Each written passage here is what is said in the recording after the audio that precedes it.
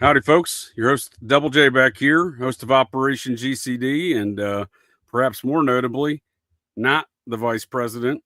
Of course, we are also welcomed in the introduction by my old stalker, Buffalo Jared Revisa, multi-state homicidal maniac and probably a mind control killer. And welcome my co-host here tonight, Nick. Greetings, sir, host of the Occult Rejects. Great to see you on Friday, sir. Hell yeah, of course. Always look forward to this show. Doing very well, sir. Yeah, I apologize to the folks of the interwebs here on our delays because we were expecting another guest this evening. We're expecting a guest this evening, and sadly, did not happen. But we have a special co-host this evening, Heidi Luv, the host of the Unfiltered Rise podcast and fellow Occult Reject. Welcome, Heidi. Thanks for having me. Glad we get a chat. Hell yeah, absolutely. Even though we're minus one. What's that? Yeah. Even though we're -1, we'll still make it fun. I was gonna say I was looking forward to getting into some of those subjects, but I think we're gonna do a detour from our guest subjects tonight. But before we get started off, Nick, do you have any thing you're working on over there at the Occult Rejects? I know you've been busy on a couple projects. Oh yeah, for myself that I'm working on, which will be probably coming out like a month and a half. Jacob Bohm. I'm doing a solo show on that. Yeah, who's but he was before. I don't know him. 1500s, 1560, yeah, late 1500s. Yeah, he's an older one. Yeah, he was. I mean, I wouldn't say he wasn't somebody who was originally supposedly into the occult. It was more or less that he had some like mystical experience that like blew his mind, and that's what kind of brought him into the occult. So it's kind of like seeing, I guess, like the non-magician for a regular person who happened to have an experience that got into this stuff. Different. So he wasn't a part of any magical or hermetic order. He was doing his own. There are some theories that I put in there for myself. I don't want to spoil it. That I did wonder if maybe he was, because there's some identical things with other orders at the time. But yeah. But I don't know. With him too, extremely Bible based as well. He's very big into like Genesis too. Okay. Yeah. So it's just another interesting character that he inspired a lot of other occultists that came after him. That inspired. That's what I was going to ask you. Who was his major influence on? He did also inspire like Marsilio Ficino. I covered him. I think Athanasius Kircher possibly. There's a couple of people that I know that I have. Rudolph. He definitely Helena Blavatsky. Yeah. Oh, who was it? Who was that? I cut out over here. What were you saying? He's inspired Rudolph Blavatsky, a whole bunch of people. Oh, they said Madame Blavatsky. So who's Rudolph Blavatsky? No, Rudolph. I'm sorry, Rudolph Steiner and Madame Blavatsky. Yeah. Oh, there we go. I was about to say, did they have a kid? They combined have a kid there? Maybe they did.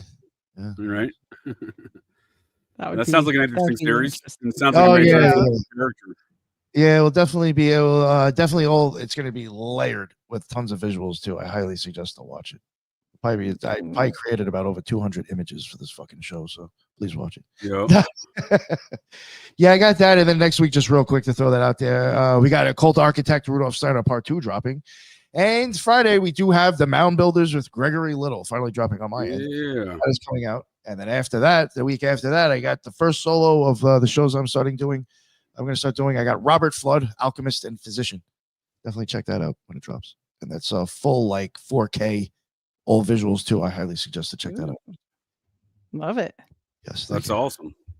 Yeah. Well, that's good to hear. I definitely look forward to listen more of that occult series, because that character, if he's influential on Steiner and Blavatsky, I mean, that's all these ancient alien cargo cults kind of yield from those ideas and theologies. Really interesting. He doesn't talk about aliens, so it's like, where the fuck did they pull that out of the restaurant? Yeah, there you go. Nice.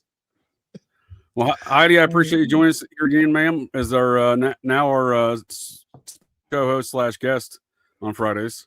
You're dual-hatted this evening now. I'm signed up for 2 jobs. I'm excited about it. Heck yeah.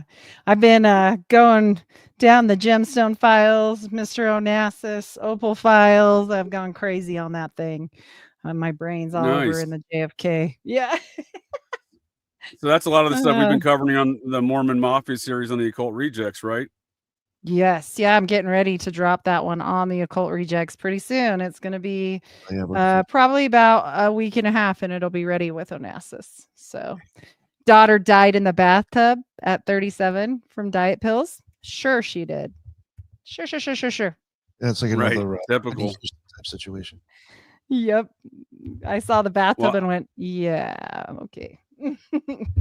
I've definitely learned a number of, despite my knowledge and interest in Mormon business and Mormon history and parapolitics related to them, I've certainly learned a number of things there from joining in and providing commentary on your series there, Heidi. So some great stuff I highly recommend folks check out, especially when I discovered these connections between the Moore Shield and Jacqueline, Kennedy, Jackie Kennedy, right?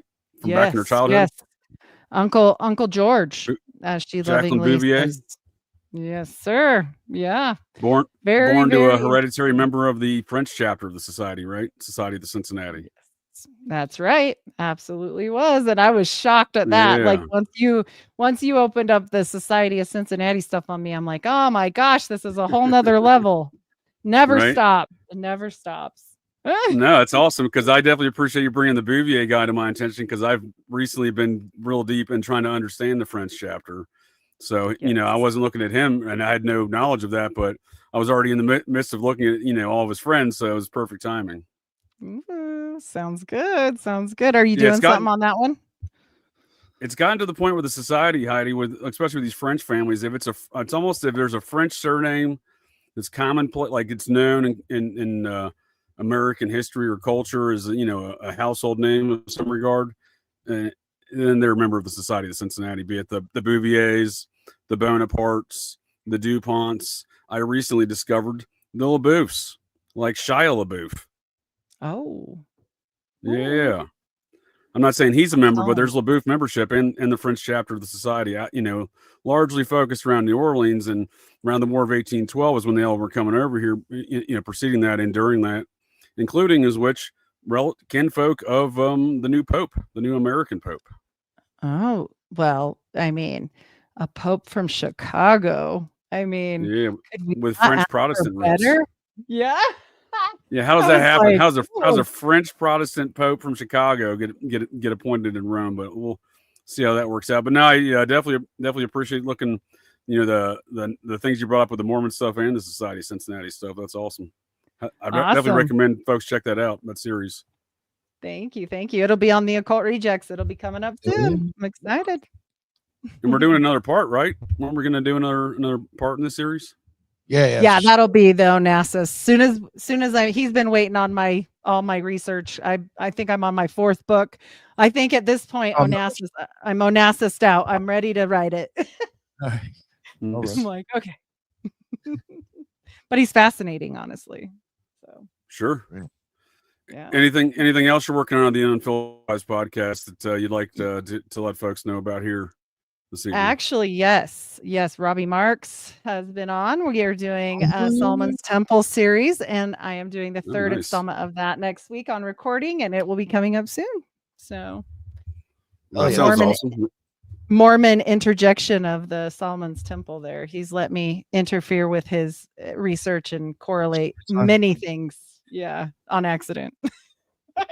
I'm supposed to be listening, and then I just, I love seeing Robbie. Yeah, I enjoy Robbie's insight. He's got some unique insight on a lot of topics. Yes. Fellow Occult Rejects. The Occult Rejects series that he did with Nick is why I asked him, because I said that was freaking amazing. I just can't. I'm like, I have to hear it. Yeah. Yeah, he's a serious. He brings a lot of research when he does cover a topic. Like he has pages and pages and pages. Sure. He had books. Yeah, it was like full books of his writing. He's writing one now that's almost done, and I think he said when he does, he's going to come on the show and promote it. Awesome. I think he said he was going to give like a chapter to the website as like a sample. People to check. That's going to be awesome. Hell yeah. Nice. Yeah, I look forward to that. And then we're doing joining you and Tim from Sixth Century Podcast here next week, talking some Mormon and Society of Cincinnati business. Yes, and definitely looking forward to that one. Tim's a nice guy. Weird Mormon ley lines. Yes, Tim's great. Yeah, shout out to Mormon ley lines. Yeah, no, I like Tim. He's a sharp dude. We had him on a few weeks ago. Folks should check out that show here on Fridays. Myself, Nick, and Tim from the Sixth Sensory podcast. Definitely looking forward to that one for sure. And I don't know what I'm working on Operation GCD. Let me think about that for a second. I forgot. I knew something was going on. Oh, that's right.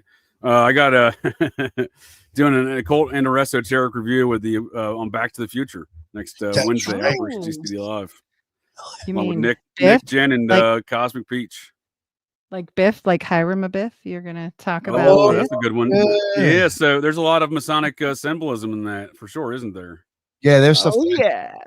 You're certainly welcome to join us, Heidi, if you'd like to. If you're available on Wednesday night at 8 p.m. Eastern time. I highly Awesome. If recommend I am folks check not that out because working, you're I think probably that's going to be a gonna little be bit one more of those- knowledgeable on the Masonic stuff than I am, but I am familiar with some of that Masonic symbolism in there. awesome. This coming Wednesday? Yeah. Yes, Yeah. ma'am. Okay. Yep. I'll look at it when I get off of here. That's exciting. Heck yeah. I'm And gonna then, watch it. I'm starting a. Oh, go ahead, Nick. What was that? I'm going to watch it again over the weekend and take more notes. I'm like excited to Oh, cover for it. sure. Like, I love that show. Used to keep watching it. Yeah, I haven't watched it yet. That's my plan for tomorrow is to watch it sometime tomorrow. Nice. But yeah, probably watch it twice for we do the show. Such a I've good seen it show. hundreds of times. It really, it's still I still enjoy the film. It's an exciting storyline. It's well written. I think it is the esoteric nature of these characters and the plot line that is so compelling. So that's one of the Wow. things I think that has made it so successful, right? Time travel. Anytime you mix time travel with he's gonna sleep with his mom, yeah, it's occultic. Yeah, right. It gets real creepy. Well, that's the part I don't like about it. When you start considering these things as an adult, it gets real creepy with all this incest and pedophilia Yo, yeah. business. The last time when I watched it, I was just like, and I think I said this before, and I won't be so drastic about the way I said it, but like, I was like, yo, this is like a little freaky. Like the mother was like a little forward there. I was like, this is. Yeah. It was just like. Mm. I I'm believe just- the proper nomenclature for that era of time is whore. And like, I guess like in the movie, you're gonna make it seem however, but like if that was real life, I still don't think like I would have given her like as much leeway as he was giving. I would have been like, yo, get the fuck out of here, you're nuts. Like I wouldn't be like having a conversation with her like this. It was just very weird and creepy when you're looking at it. I was like, this is just, yeah, that's his mother. No, I totally agree, man. I totally agree. It's I like the film on its face, but it's got some dark undertones to it, and especially if you listen to Crispin Glover, the actor that played Marty McFly's dad, who only on the first film because they fired him after the first one, but he wrote a 17-page manifesto blasting the production executives, etc., on doing a bunch of kid diddling on that set. So a lot of dark stuff apparently there, according to old Crispin Glover. Yeah, folks, check that out on Wednesday. Operation GCD Live this Sunday, but the following Sunday on the 25th, I'll be starting Operation GCD Live Sundays at 8 p.m. Eastern time on Patreon. So I'll have a link in the show notes for that in my link tree. So in my social media. So going to be doing a lot of true crime and high weirdness events and incidents that I've encountered in my adventures. Not the least of which is Robert the Doll, which I believe you all were talking about the other night on Headless's mailbag. I saw. Yes. So that's always a fun tale. No, so yeah, definitely check that stuff out. But we had a few topics on deck for tonight, but obviously without the guests, we were going to take a detour. And I know you just published the episode recently, right? The Occult Elvis, Nick. Mm-hmm. Yes. Yeah, I think that was probably like 2 weeks ago. About now. Yeah, that was a really I enjoyed the conversation. I mean, Miguel Connor seems like a real nice dude. He's done some good research there into the occult interests of Elvis Presley. Yeah, I mean, it was more than I knew. So I mean, it definitely was. Yeah, I thought it was interesting as hell. He's working on David Bowie now too. It's gonna be so good. Yeah, That's gonna be a good one because he's so outward about it. It's yeah, but definitely with that Elvis stuff. I mean, again, like, listen, I mean, I get, people look at things differently. I still would be entertained to cover Elvis just in a different light than Miguel did. I think he was, highly suspect of, other things, or other agencies. Yeah, that sounds about right. Yeah, but it was just like now, just like knowing how much of occultism that was involved with that guy and how open he kind of was to an extent, totally just makes things so much different now with that dude. In my opinion. Yeah, for sure. It's hard to say if he was like real or like you said, if he's putting on a show for a cover up for certain, things. Who knows? Little Yeah, three-letter agency. or is he just there like to influence people through the music? Yeah. I mean, that's quite obvious he was able to. So. Oh, for sure. Definitely. I'm breaking up over here, but were you saying, Nick, that Elvis was deeper into intelligence agencies? Is that what you're saying? Well, I think that that's just my opinion. I think he was into something with that, one of those things. I think he's in deep, dude. He's in he was a badge junkie, so you want to hold badges everywhere, right? So when I brought that up to Miguel, I wasn't expecting to get a lot of pushback because to me it seems like intel, spook activity goes hand in hand with occultism from John D to Crowley to Elvis, right? Yo, the CIA loves occultists. Yeah, love them. Oh, for sure. Well, and then look at major CIA operations officer, Miles Copeland. He was a Scientologist. His son started MTV. Even going back to Charles Brace, who started the orphan trains, Charles Loring Brace. I got some pushback from somebody on a recent show, and they said he wasn't a Freemason, he was this and this, and I said, no, I'm gonna look. I know he was in something, and not a Freemason, in an occultic secret order that he wouldn't even let out what it was, period, dot, and he was a spy. But don't look at that, they said. Goes clear back. Yeah, I apologize. Keep cutting out here. I missed all that, Heidi. Oh, shoot. I was talking about Charles Loring Brace that started the orphan trains. He was a spy. Oh. And so going back to what you guys said, they love occultists. He was in a secret society and a spy.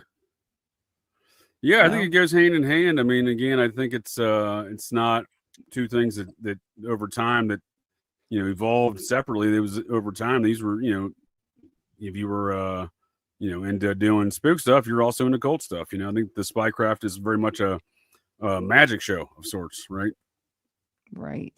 Absolutely. It's, in a general sense, it's convincing somebody else of the reality is different than what they're viewing, right? Always. Whatever they want you to see. Yeah. So it was shocking to me to learn, when as much as I know about my kinfolk, old Charles Manson, we're both Maynards from Pikeville, Kentucky. Old Chuck and I.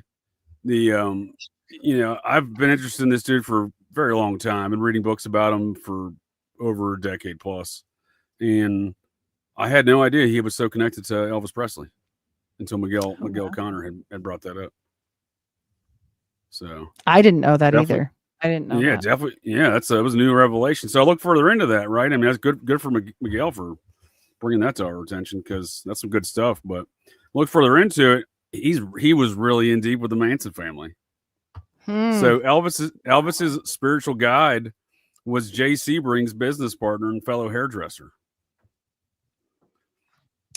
And they all knew Elvis on a first name. Him and Sebring knew each other on a first name. You know what I mean? And he knew Sharon Tate because Sharon Tate when Elvis, because before Tate married Polanski, she was engaged to Sebring.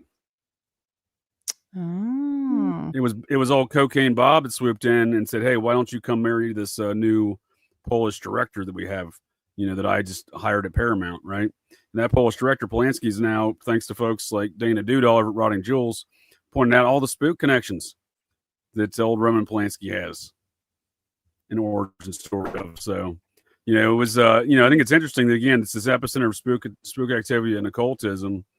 It's really, I find really intriguing. And again, around the Manson situation. So when Miguel claimed that there was rumor that Elvis had gone to the murder home a couple of days, in the aftermath of the murder. So I was like, well, that sounds wild. But when you see that his best friend, spiritual advisor, the student that would travel with him, was also formerly Jay Sebring's business partner in that hair salon, and obviously, presumably, by that means a fellow drug trafficker in that hair salon, right? Because that's what Sebring was doing. Sebring was a Scientologist as well, amongst other, I'm sure, occult groups he was engaged in. But nonetheless, it seems like Elvis is far more connected to the situation. And I brought up the issue of Scientology with Miguel, and as much as I respect the man's work there, I would have to disagree with him. I think I did in the show as well, that it seems like Elvis has got a lot more Scientology stuff going on there, because I think he claimed that it was not the case. And I'd have to look back in there further, but as far as Elvis's Scientology roots, it seemed like to me in the past that Priscilla started that when she was with him, and he was kind of into it at first, but then he had his outs with it. That's the way I perceived it. So while I agree with him, I think that was Miguel's conclusion. He had his outs with him with Scientology and wasn't a fan of it. I agree with that aspect, but not at first. It seemed like he was into it, and Priscilla was seemingly the one that brought him into it, So I thought that was interesting when he brought up that Priscilla was going to Manly P. Hall lectures, right? Yeah. I mean, who's to say that's even true? No, I'm saying like maybe he was going himself. I mean, who knows? Like, and you're just, oh yeah, she went. I don't know. Just, I can't see why. I mean, maybe times were different and she was scared, but you're gonna fucking go to that and take notes for a motherfucker. You know what I'm saying? Like, I don't know. Maybe.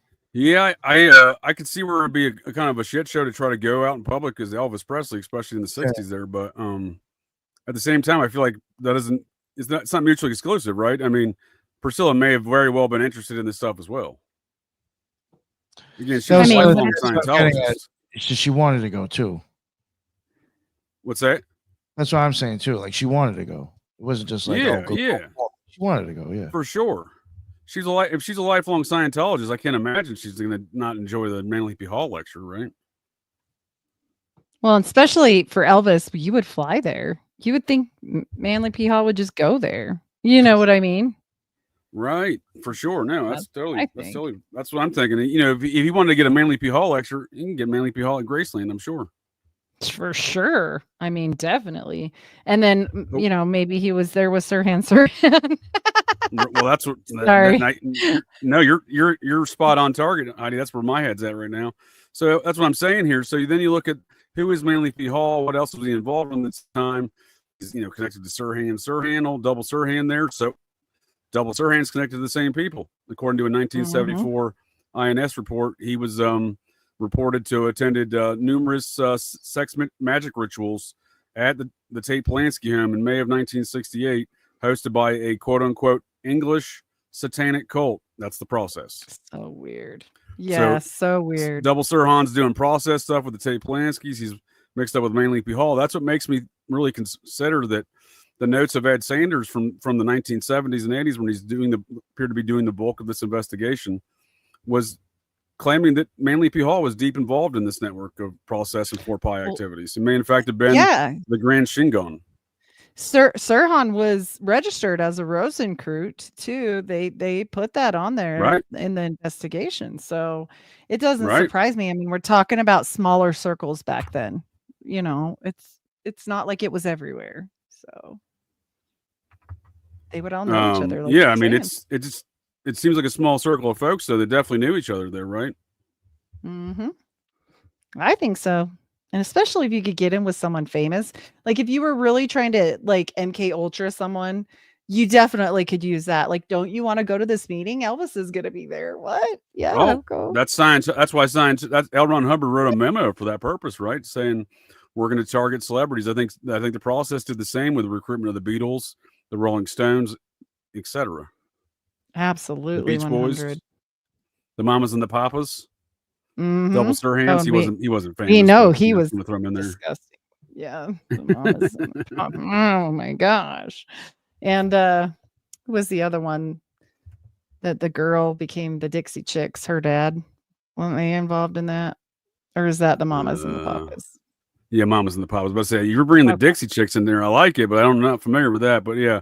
So John Phillips was financing, according to the INS report as well, John Phillips was financing process church activities there in the late 60s in Los Angeles. And his which is interesting because again, Mama Cass was alleged to be a member also by Sanders and accordingly by the LA prosecutor's office. She was on a list of witnesses for the prosecution. She wasn't ever called, but she was on a list of witnesses for the prosecution in that trial. So Wilson Phillips. I was about to say, then you got the combination of the Processian Beach Boys and the Processian Mamas and Papas with Wilson Phillips, right? Mm-hmm. Mm-hmm. So That's and the Phillips connect directly to George Hodel. So the George Hodel, his daughter, apparently they had some incestual stuff going on, and apparently so did John Phillips with his eldest daughter. Yeah. There. She would leave. Wow. She would leave the house living with her father, and apparently go live with Tamar Phillips, George Hodel. There we go. George Hodel's daughter. George Hodel is alleged to be the Black Dahlia killer, amongst other things. Oh. He was a celebrity abortion doctor to the stars. I recently learned that Bob Cocaine Evans apparently lived in the same home as him at one point in time, at a later date, obviously. But there's a famous Frank Lloyd Wright home. It's the Mayan Temple home, I think is what they call it. Oh. And I guess after, George Hodel, again, he was friends with like John Barrymore, John Carradine, John Huston, the Johns. This was the old Hollywood Laurel Canyon scene. These would be the people that would mentor folks like Jack Nicholson, right? And again, Jackie Boy was there. Yeah, Jackie Boy was there. That was John Huston's. That was John Huston's underling, right? That was his protege. Mm-hmm. So then I find it interesting when you see that epicenter, and then you see Bob Cocaine Evans there again, and get another one of Jack's close associates, right? PFFs. Well, he was there when the big R word went down, right? He was there in the jacuzzi, right? Yeah. Well, I don't think he was there. It was at his house, though. It was at his house. I think Cocaine Bob. I don't know if Cocaine Bob was there or showed up.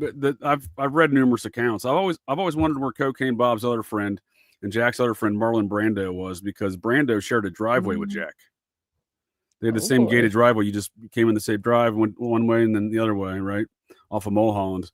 Jack would later buy up Marlon's house and tear it down because like 5 people got murdered in there. 4 people got murdered in there. He didn't want no evidence. He was like, not want to get rid of all of it, right? Oh my gosh. Oof. Yeah, are you all familiar with this house? The Innes house. It's the Mayan temple home there in. I am not. Frank Lloyd Wright. Oh, it's an interesting structure. Let's see. Stand by 1 second, please. It's Frank Lloyd Wright. Yeah. A veritable Hollywood icon with over 80 screen appearances and films, is the last and largest of Wright's 4 Los Angeles area textile block houses. It's like a Mayan temple looking place, right? Wow. See if I can get some better pictures of it, though. Yeah, so George Hodel lived in this at one point in time, and then apparently Bob Cocaine Evans resided in here at a different point in time. Weird. Right? I wouldn't want to live. Yeah, I wouldn't want to live in a house where blood paved the everything, like a replication of that. Sorry to say. That's what I'm saying, though, Heidi. If you got folks who seemingly engaged in these rituals, and I would assert ritual human sacrifice when you're talking about the Black Dahlia murder and whatnot, especially, then these folks live in what is a Mayan temple house. I mean, was there an altar in the middle of this place? What's going on here? And that 4-year-old kid that died, I can't remember who this was. It was super famous. You know what I'm talking about. And it was movie famous. And he was, oh man, why can't I remember that right now? But it was like a director. Sadly, there's been a lot of children that have died, Heidi. I mean, yeah, it's sad. But I come to mind. I was about to name off like 3 or 4, but what era are we talking about here in Hollywood? Oh, same era, and they had a big sex party, and it was weirdo, and it was like satanic, and you talking about Virginia Rapé? I think maybe. And the dad, they kept him in a box and tortured the damn kid. I don't know. Oh, I don't know this story. What hit me with some I'll more have details, to find please. it. Yeah, okay. I'll find this. I thought you were talking about the instance of Virginia Rapé. It was super famous in the Hollywood scene, and they were just like, oops, and then they went and partied and left the kid dead. Is that the same story? Oh, you're talking about Vito Polikas. Yes, that's it. Yeah, so that was December 31st, 1963. Right. Now he was starring. Yeah. That baby was set to star in Kenneth Anger's film Lucifer Rising. He would later be replaced in that film by Bobby Beausoleil, Lieutenant in the Manson family, right? In prison today, still for murder. Yep. Yeah. And Yeah, they they just went didn't care. they went out for the night afterwards, right? They left him there and didn't care and didn't report Yeah. anything and went and partied. And then later they were like, "Ooh, I guess we should do something about this." What? What are you Yeah. talking about, you crazy people? Well, that was that he was kind of a proto Mansonite there. So his art gallery would be in Laurel Canyon, would be used as the Birds and other bands studio practice studio space. So they would all hang out there. It was just the epicenter of activity before Frank Zappa's Log Cabin. It was the epicenter of activity there. And in fact, his number 2 would later be Frank Zappa's number 2. Well, at least associated with the Mothers of Invention in the Zappa crew after Polikas leaves, and that's Captain Fuck, Carl Franzoni. He's strangely enough, Franzoni's from Cincinnati. He was born in the same hospital as Charles Manson from Cincinnati. So I think it's 3 weeks apart. And then 4 years earlier, Doris Day was born in that same hospital in Cincinnati, and her son Terry Melcher plays heavily into the Manson situation. Right? He's the folks that was renting out that home there before Tate and Polanski. Yeah, and Beausoleil's up to his eyes in all this, so for sure, for sure. Yeah. But how weird is that a baby would be playing Lucifer Rising, be playing Satan and Lucifer Rising, and then be replaced by Bobby Beausoleil, the full-blown adult and boyfriend of Anger, ostensibly. So strange. I mean, wouldn't you love to be like, this time frame in America is just absolutely fascinating. If we could be a fly on the wall like for a week. Whoa. I think you'd be scared. I think I'd be scared. Oh yeah, for sure. Mm-hmm. Terrifying. So it's just very interesting that. So one other fun fact here about Mr. Vito Polikas here, Heidi, is, and I think I learned this from Weird Scenes Inside the Canyon, was he's a Rothschild or was married to a Rothschild. Oh, ooh, I didn't know that one. Yeah, I just went down a weird or Kenneth Anger thing once because I did a show with somebody and I was like trying to prep, and I was like, this is disgusting, but. With Kenneth Anger? Yeah, we did an Anger episode, and it was I was just trying to learn, and I didn't know all this stuff that connected, like weirdly enough. Yeah, he's a sick son of a bitch. So bad. Well, you know where he'd hang out in recent years before he died. He'd frequently be seen. I never seen him there, but he'd frequently be seen at the reportedly at least at the Manly P. Hall Center there in Hollywood. Gosh. Are you serious? But also, I want to say shout out Amy Lane. She's the one that did that episode. So she's great. I like to give credit where credit is due. So not only through the Phillips and other processing angles is there connections from the Hodel Mayan temple home to, from the, the 30s and the 40s in Hollywood, essentially into the 50s, right? To the later 60s and 70s, into the 80s, Hollywood through the, again, the Phillips and whatnot. Again, it seems like there's more to that since apparently Cocaine Bob resided in this home during that period for a period of time. So that's it's all more to follow on that. I'm sure I just learned that the other day, so that was brand new information for me. That's all but one big ring. Like, I mean, literally, for decades, right? Wow. And again, Jack Nicholson was very much fatty, right? Yeah, Jack Nicholson was very much a part of that group because again, his mentor was John Huston. Right. Dang. So it's I can envision all those guys hanging out in that home together. You know what I mean? Doing who knows what they're doing. I just mean, yeah, improper sigil magic, creating all kinds of demons on Earth. Right? Don't talk to him, JJ. Are you all familiar with the legend of Fatty Arbuckle? I do not know this.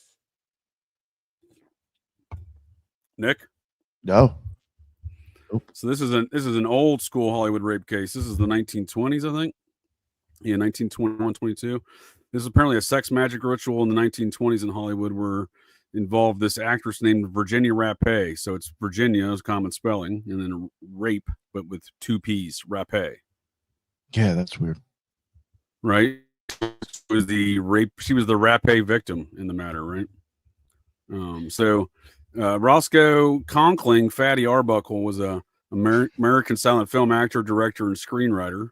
Blah blah blah blah blah. He was also mentored Charlie Chaplin, Monty Banks, and Bob Hope. Some dark stuff around that guy, right? Charlie Chaplin, Mormon murder. Right. You know that? Arbuckle Yeah. was one of the most popular silent stars of the 1910s and was one of the highest paid actors in Hollywood, signing a contract in 1920 with Paramount Pictures for $1 million. Wow. Back then. And then he raped this lady.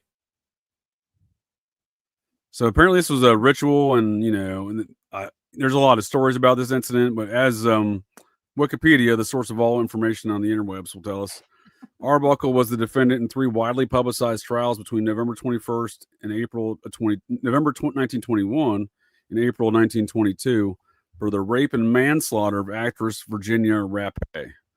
Rapé had fallen ill at a party hosted by Arbuckle at San Francisco's St. Francis Hotel in September of 21 and died 4 days later. Well, that's one way to say it. Supposedly, it was pretty gruesome and ritualistic. So that's an old school Hollywood one. Yeah. Right. So that was before the mine stuff we were just talking about. That's even before that, right? Wow. Any royal connections there or Cincinnati connects on old Fatty? That's a great question, right? He seems like he comes from that heritage, right?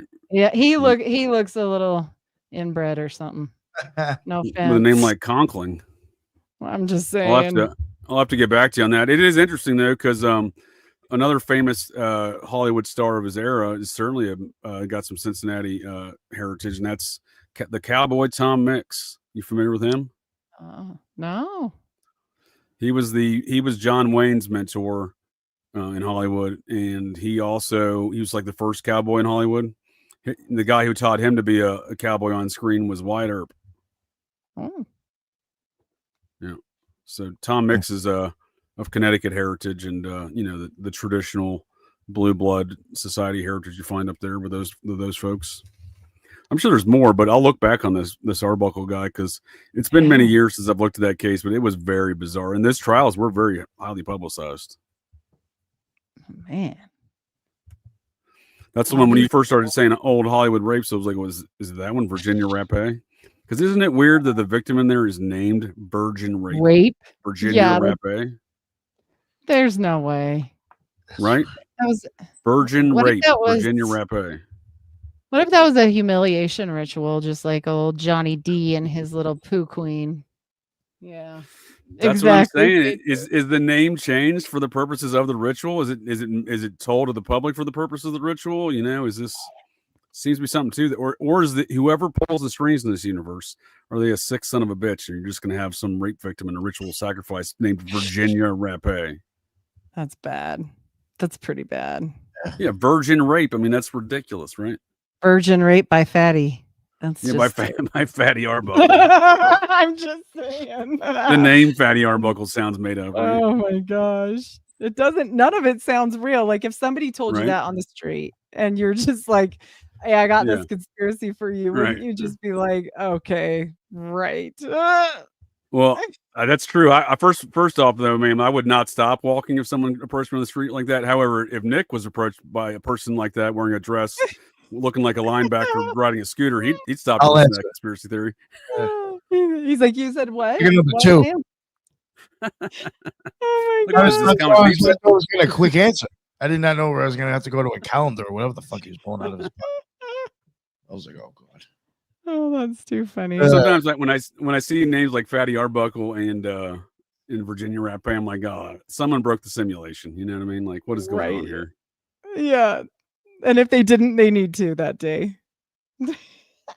Someone definitely broke the simulation with that transgendered linebacker hanging out in front of Comet Pizza. That's a glitch if I've ever seen one, wherever that thing came from. Yeah.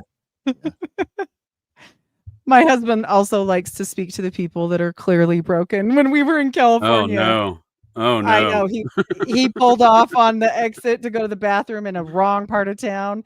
And he's like, what did that lady say to you? She was all confrontational with me. And I said, I don't know. I didn't talk to her. I just kept walking. Why did you talk to her? He's like, I mean, it's a roll of the dice. Like, it's a roll of the dice. Yeah. Just keep walking.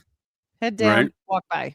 Yes, good advice. So looking further into this Elvis situation, real quick, going back to this, in the Elvis and the Manson stuff, there was actually a cartoon made, a whole series, the Elvis, Agent Elvis. So it even speaks of it being like he's a secret agent. It's made by Priscilla Presley. It's got a number. It's on Netflix. But in one of the episodes, they literally go kill the Manson family. That Well, I'll play us a brief preview of that here. Please stand by. I'd say if I wanted to hang out with a bunch of shitbag hippies, I'd return Dennis Hopper's phone call. So that's interesting. So Matthew McConaughey is apparently voicing Elvis there. And in this scene, he mentions Dennis Hopper. Again, Hopper was deeply related into this whole process movement there too, as well. He marries Michelle Phillips briefly there, from the Mamas and the Papas. And again, Nicholson, he's part of that whole crew of actors, right? Mm-hmm. Oh, God damn it. I'm not so much angry as I am disappointed. I blame myself. He goes down, man. Hey, you owe me a new badge, dickhead. I thought that part was great because he's, like I said, he's a badge collector. So he's at least got some humor to it. Exactly. Right. That's wild. Oh, Daddy, is anything broken? Did y'all catch that? She immediately went for the groin. She's like, she grab some meat. Okay, some of those seem awfully big to keep in your pants.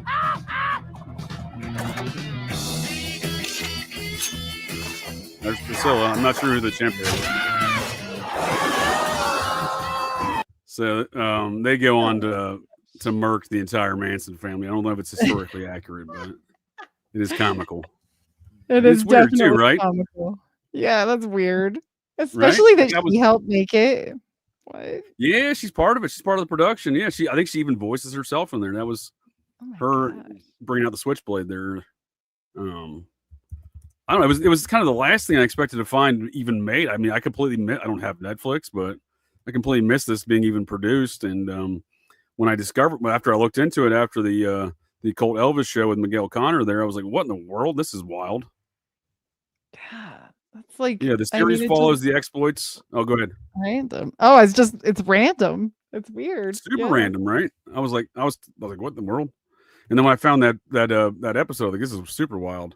The series follows the exploits of a fictionalized version. Thank you for pointing that out, Wikipedia, of American rock and roll legend Elvis Presley, voiced by Matthew McConaughey, who moonlights as a spy for the United States government. I don't think that's all that, inaccurate, right? Well, the stories can be fictional. Right. But right. Obviously, I'm saying the fact that he was an undercover spy for the U.S. government, right? It's true. It's the stories, it is fiction. Oh, so she looks like Priscilla Presley created it. Looks like Caitlin Olsen is the voice of CC Ryder. I'm not sure who that is. Johnny Knoxville. Oh, the boy. SpongeBob guy, Tom Kenny. Yeah, there we go. Priscilla Presley herself. Okay, so maybe that wasn't Priscilla Presley we saw in the clip. That was CC Ryder, voiced by Caitlin Olsen from It's Always Sunny. Sweet D. That was Fred Armisen as Charles Manson. Weird. Very strange. Like, super random and weird. Like, what are they doing with that? Especially a cartoon. Right. And cartoons aren't cheap. They're not cheap to produce. Seem to be a pretty good, pretty high dollar production. Looks like, right? Some cast members. McConaughey can't be cheap. Yeah. Unless he's in it for a reason. Unless he was that's cheap a good point. for a reason. Mm-hmm. That's a good point, because I don't know if he's got any kind of Scientology connections or roots, but I do find it interesting that this hitman that sits at the epicenter of hired professional assassins between the mob or these cult networks, Charles Harrelson, Woody Harrelson's dad, who's also Matthew McConaughey's dad. So they have the same dad. Yeah, I did not know that. Oh, you weren't familiar with that? Oh yeah, No. even McConaughey's mom's like, yeah, I've known it. I've always known that. So I wonder how long have they been this been known between them, right, behind the scenes, their own personal lives, right? That's got to be weird for them. And why is it always like that with the kids too? Like even like Emilio Estevez and Charlie Sheen, like they don't publicize that. You know what I mean? Like Right. it's weird. They do that all over Hollywood. Yeah, they just announced this one like publicly maybe a year and a half or so ago, maybe a year ago. That Wow. McConaughey and Harrelson started talking about this, but I read or watched an interview with McConaughey's mother, and she verified it. I was like, all right, well, that's interesting. So this is You're supposed like, to be. This is McConaughey's older brother. He has the same dad as well, apparently, I believe, and that oh, he is looks Charles Harrelson. just like Woody Harrelson. Right, that's what I'm saying. So like even McConaughey's older brother, Rooster McConaughey's his name. He apparently their younger brother has a different dad, but him and his older brother have the same dad, and that's supposedly Charles Wow. Harrelson. Yeah. Wow, he looks just like him. They had to say something. People were going to say something. Right. I think he Oh looks more like Woody than Woody's full brother does. Yeah, he does. Sometimes Yeah. that'll happen too. With Yeah. I have a bunch of half siblings and whatnot, and my brother, he looks more like me than his full sister, and I'm only Okay. half. Weird. Yeah.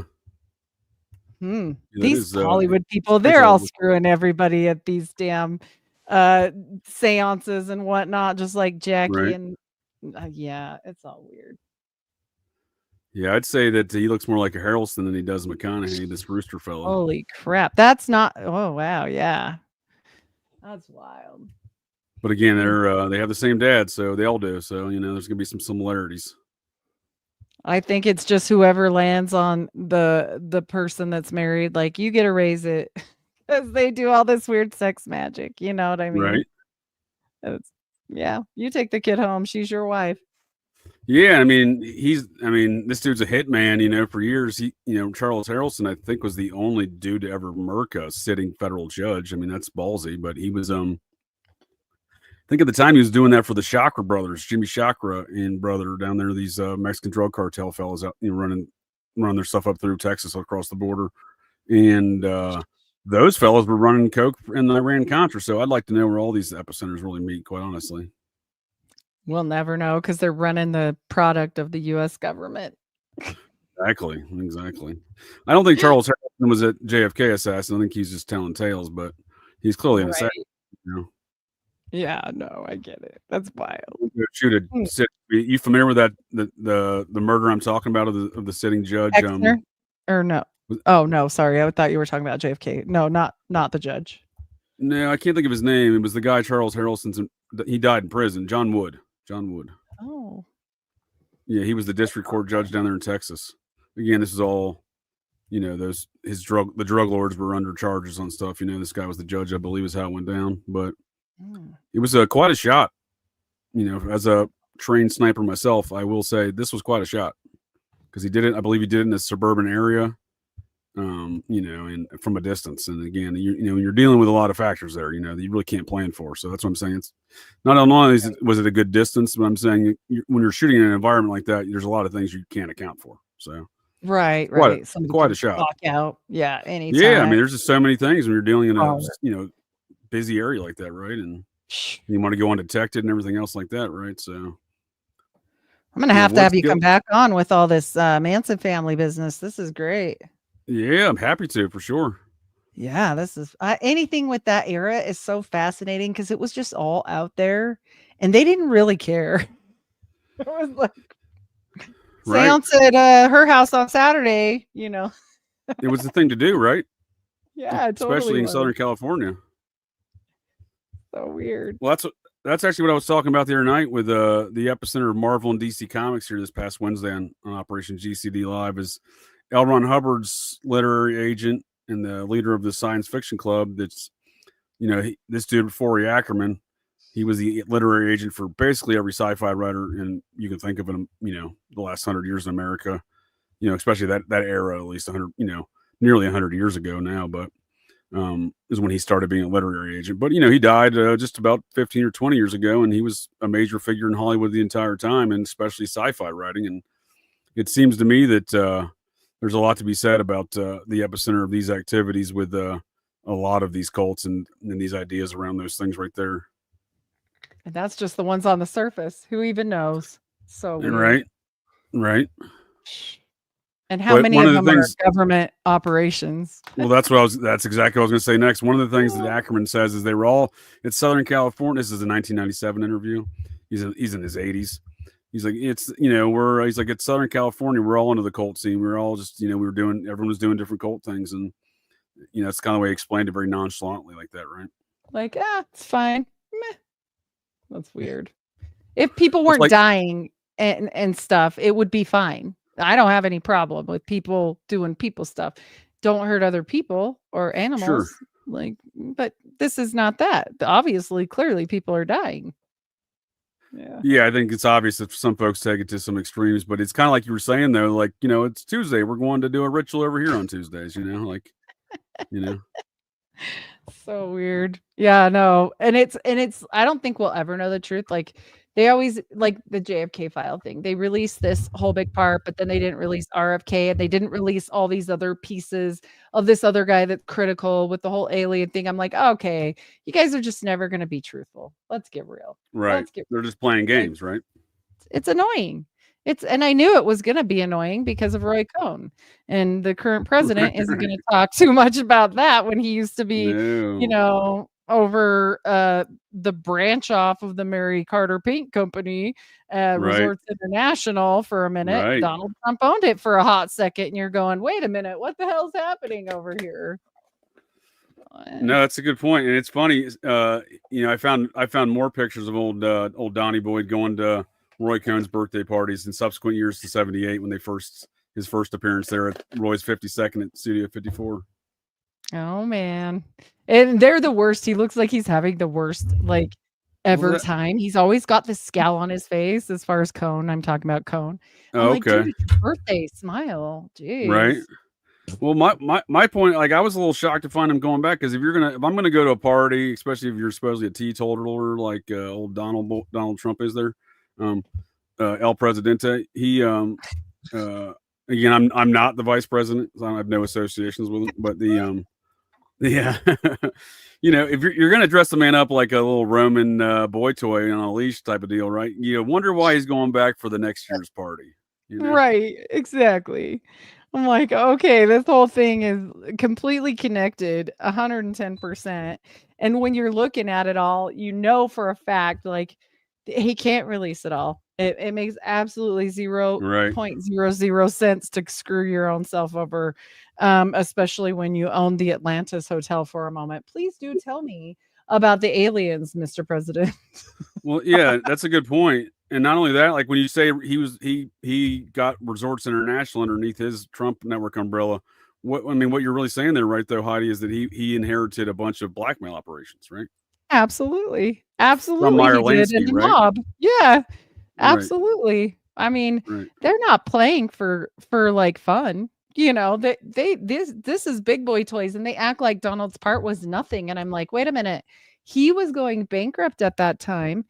Oh, just like the Mormon Church was right before Watergate. And then what happens? They do this thing, the Mullen Company for Bob Bennett, and boom, fixes the church. Boom, fixes Trump's problem. Right. Like, come on.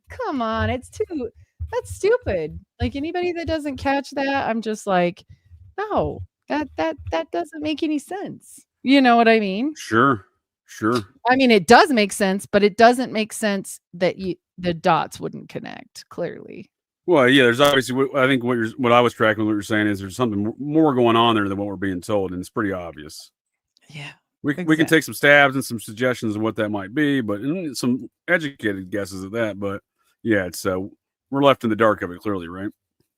Well, and we can follow the little red dots, but when people start turning up dead in bathtubs, that's at 37 because they already had a bad heart. Okay. Are we talking about Castleario? I'm talking about Onassis's daughter, and I'm like, look at this connection here. She first got Castleario. She did, and people were just like, this is what they say. Oh, diet pills, huh? And I'm like, typical. In the tub? No, sir, no. Mm-mm. And my brain's completely like saturated in that right now, but there's so many things that always connect every single time. And Starvos, I think is how you say his name. That was his like competitor. They were kind of against each other, you know. And that Who's one this, even gets worse. Stavros? Yes, Stavros. He's a Greek I don't know him. family, and that was his Is he a brother-in-law. stand-up? Is he a stand-up comedian? No, he's a Greek shipping guy. There's some Greek stand-up comedian by that name, I think. Oh, really? Oh, Yeah. But yeah, it's like fascinating to me that they end up in families. Like the top guy that was the Greek shipping like boss guy, they marry his daughters, and then both of them get a daughter, and like they hate each other. I'm like, wait a minute, why are you all in the family? What the hell? I mean, Right. but then you start thinking about it, right? Like who's the one person that can't testify against you in a court of law? Your There you freaking go. wife. Oh my Is this God. the Stavros you're talking about? No, he was a handsome fellow, sort of. This But is they the both comedian I had was short referring man to. syndrome. Oh yeah. No, that's definitely a Greek fella. I think it's Nikaros Starvos or something like that. It's the other way. Yep. Yep, there he is. And so it's interesting. Oh, so he was another shipping tycoon, huh? Yep. And they both married the daughters of another shipping tycoon. Isn't that weird? Interesting. Like they definitely keep it in the family. Yeah. Yeah.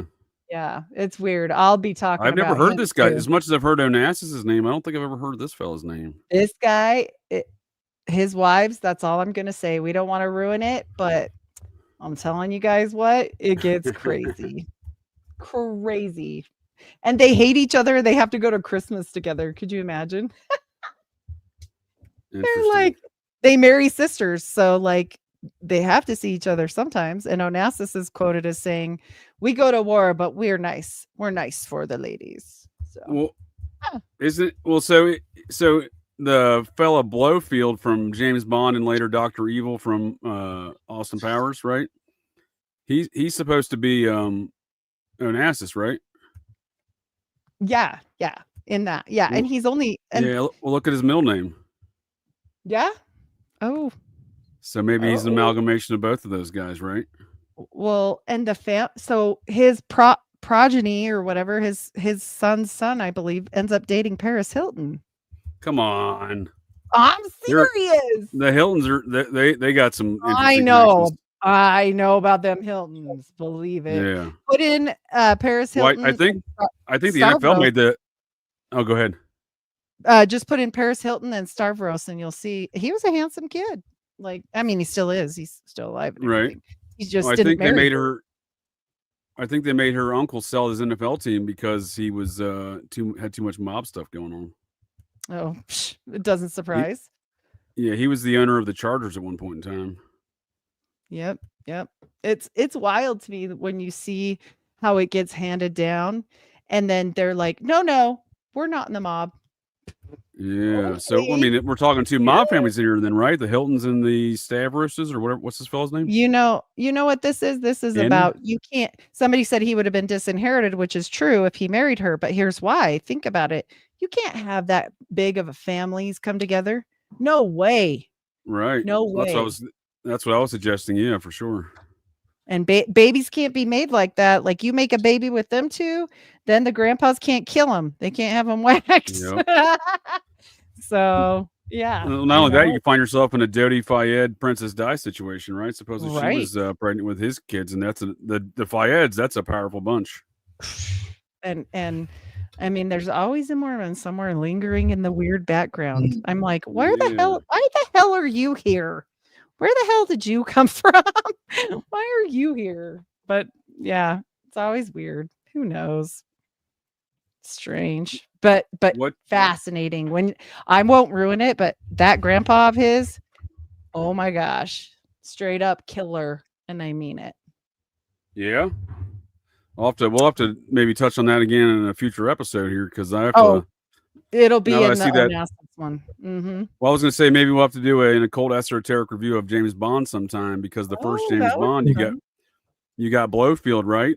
You got Blowfield in Casino Royale. I think you get Blowfield, who seems to be Onassis and the Stavros fella, combined as far as the character basis. Right. And you got Le Chiffre, and Le Chiffre is based on Crowley. Oh, I didn't know that.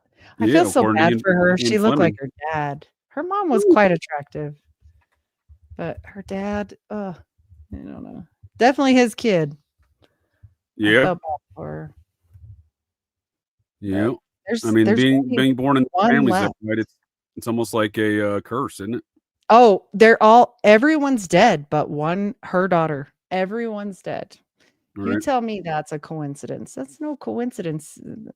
He got too big, and she stays out Right. of the limelight. You don't hear about that girl.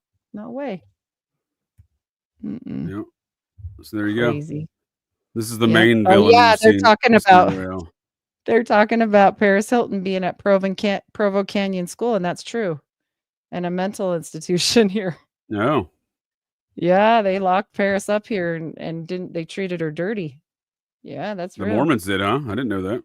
I don't know about the Mormons, but they chucked her ass in here, probably to There's get no her way- away from him. There's no way the Mormons aren't running a mental institution in the state of Utah, right? Oh, I mean, that's got to for be. sure, that's true. I Right. work at one for sure. That's real. Well, yes, That's like real this guy life, was though. Le Chiffre was the guy that was the Bonds playing against in the big poker tournament in Casino Royale, and he's based upon Fleming stated he was based upon Crowley. They served together there in MI6. Wow, that's wild. Back Yeah, to we this, should do all the that. spook stuff, right? Spooks and spies. You got Ian Fleming as well, right? The whole James Bond Well, series. I think all of Utah is spooks and spies half the time. I don't think you're wrong, especially with the NSA center y'all have out there. Oh, we have let's see, we have a Air Force base, we have the IRS, we have the NSA, we have the FBI newly built in Farmington, and we have, I don't know if the CIA, but then we have that big vault where they keep all the things that the Mormons, the Mormon vault. I can't remember right now, but all of that's within like 45 minutes of me. That's why people Mhm. are always like, and if I ever am not here on this universe, y'all better look into it. You didn't mention this place though. Heidi, you familiar with this one? Is this the one where they keep? Yeah, the cybersecurity. Yep. Yeah. Oh, And that's a this is huge where facility. Yeah. all of the water just to cool down the computers here is bananas. Like they're always saying we have a drought, but it evaporates as soon as they have to run it through for these computers to keep the mainframe cool enough to store all this data. Drought my ass. Just saying. Right. Like, these buildings are huge. Look at these data centers. Yep, the NSA, yeah. That's wild.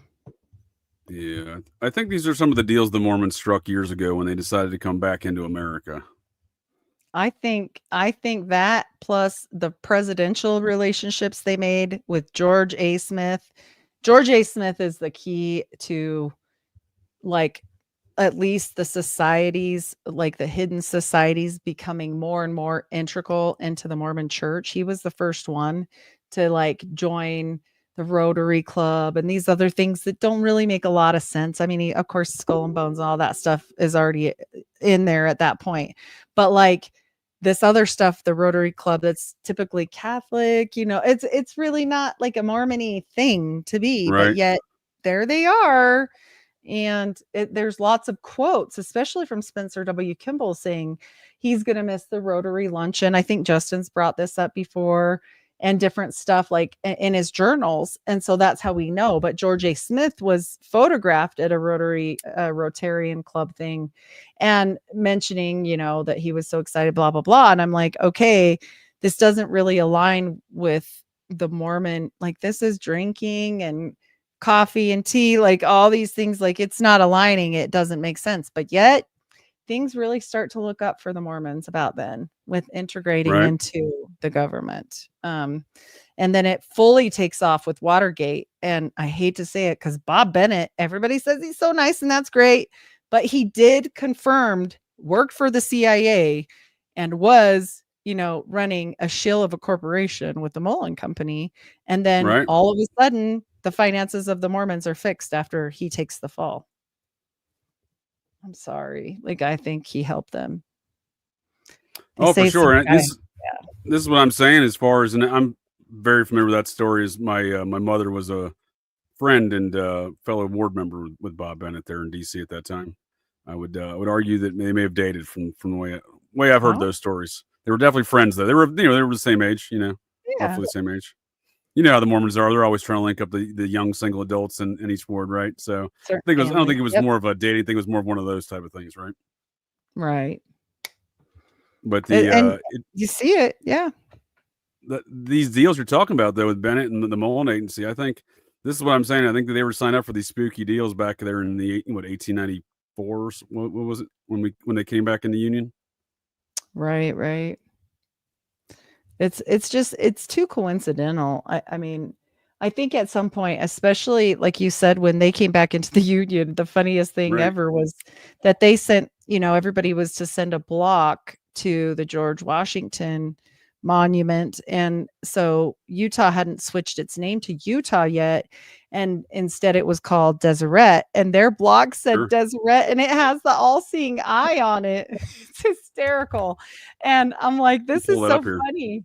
Yeah, it's so funny. And most people don't know, but like, hello, like I'm pretty sure you can see visually what the Mormons are all about, the brotherhood, clearly. Sure. Yeah, they'll do anything for the brotherhood.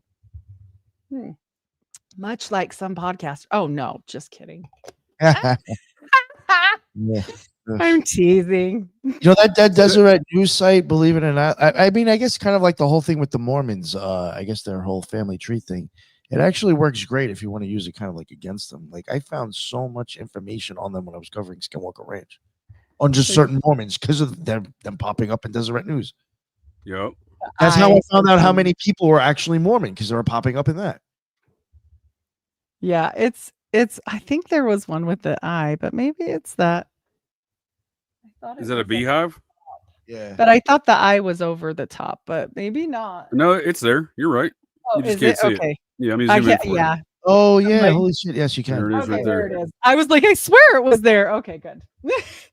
I was like, brain, don't start failing me now. There we go. Now I was fascinated by the beehive there. Oh, the beehive. They got to include that, right? So it's on a stool. What are we looking at here, Nick, with the stool situation? The horns too, dude. The horns. Did you see those horns? The horns? That Where horn. he's- oh, on the horn. sides. Okay, right here. You know what's interesting with that beehive formation? The way it's done, that looks just like the It's floor unique, of right? the Twin Peaks inside the lodge. Mm-hmm. Wow. And Yeah, you the way know the that walls go. this type of hive, do you know this type of hive is actually really not a good hive for the bees, that actually they die after the honey is harnessed from these ones. This is not a great sharing of like prosperousness, like what they try to say. No, they provide what they need to provide and then they die with this type of Well, that's hive. what I was wondering here, because this looks like a unique beehive. This is not a normal beehive, right? Mm-mm. I mean, first of all, it's sitting on a stool with some leaves underneath. I'm sure that has something to do with it, the full legs and all. 100. And the trumpets and all of it. I haven't counted how many, but So this sure. is essentially the first act of Brigham Young, right? Because this was 1853. One of his Mhm. first acts, right? Yep, to play ball. Yep. Just Yeah. looks so. And So many. but I'm surprised they didn't change their name yet on there, but maybe they already had the stone done, right? Right. He's got a handshake up. It should Well, be.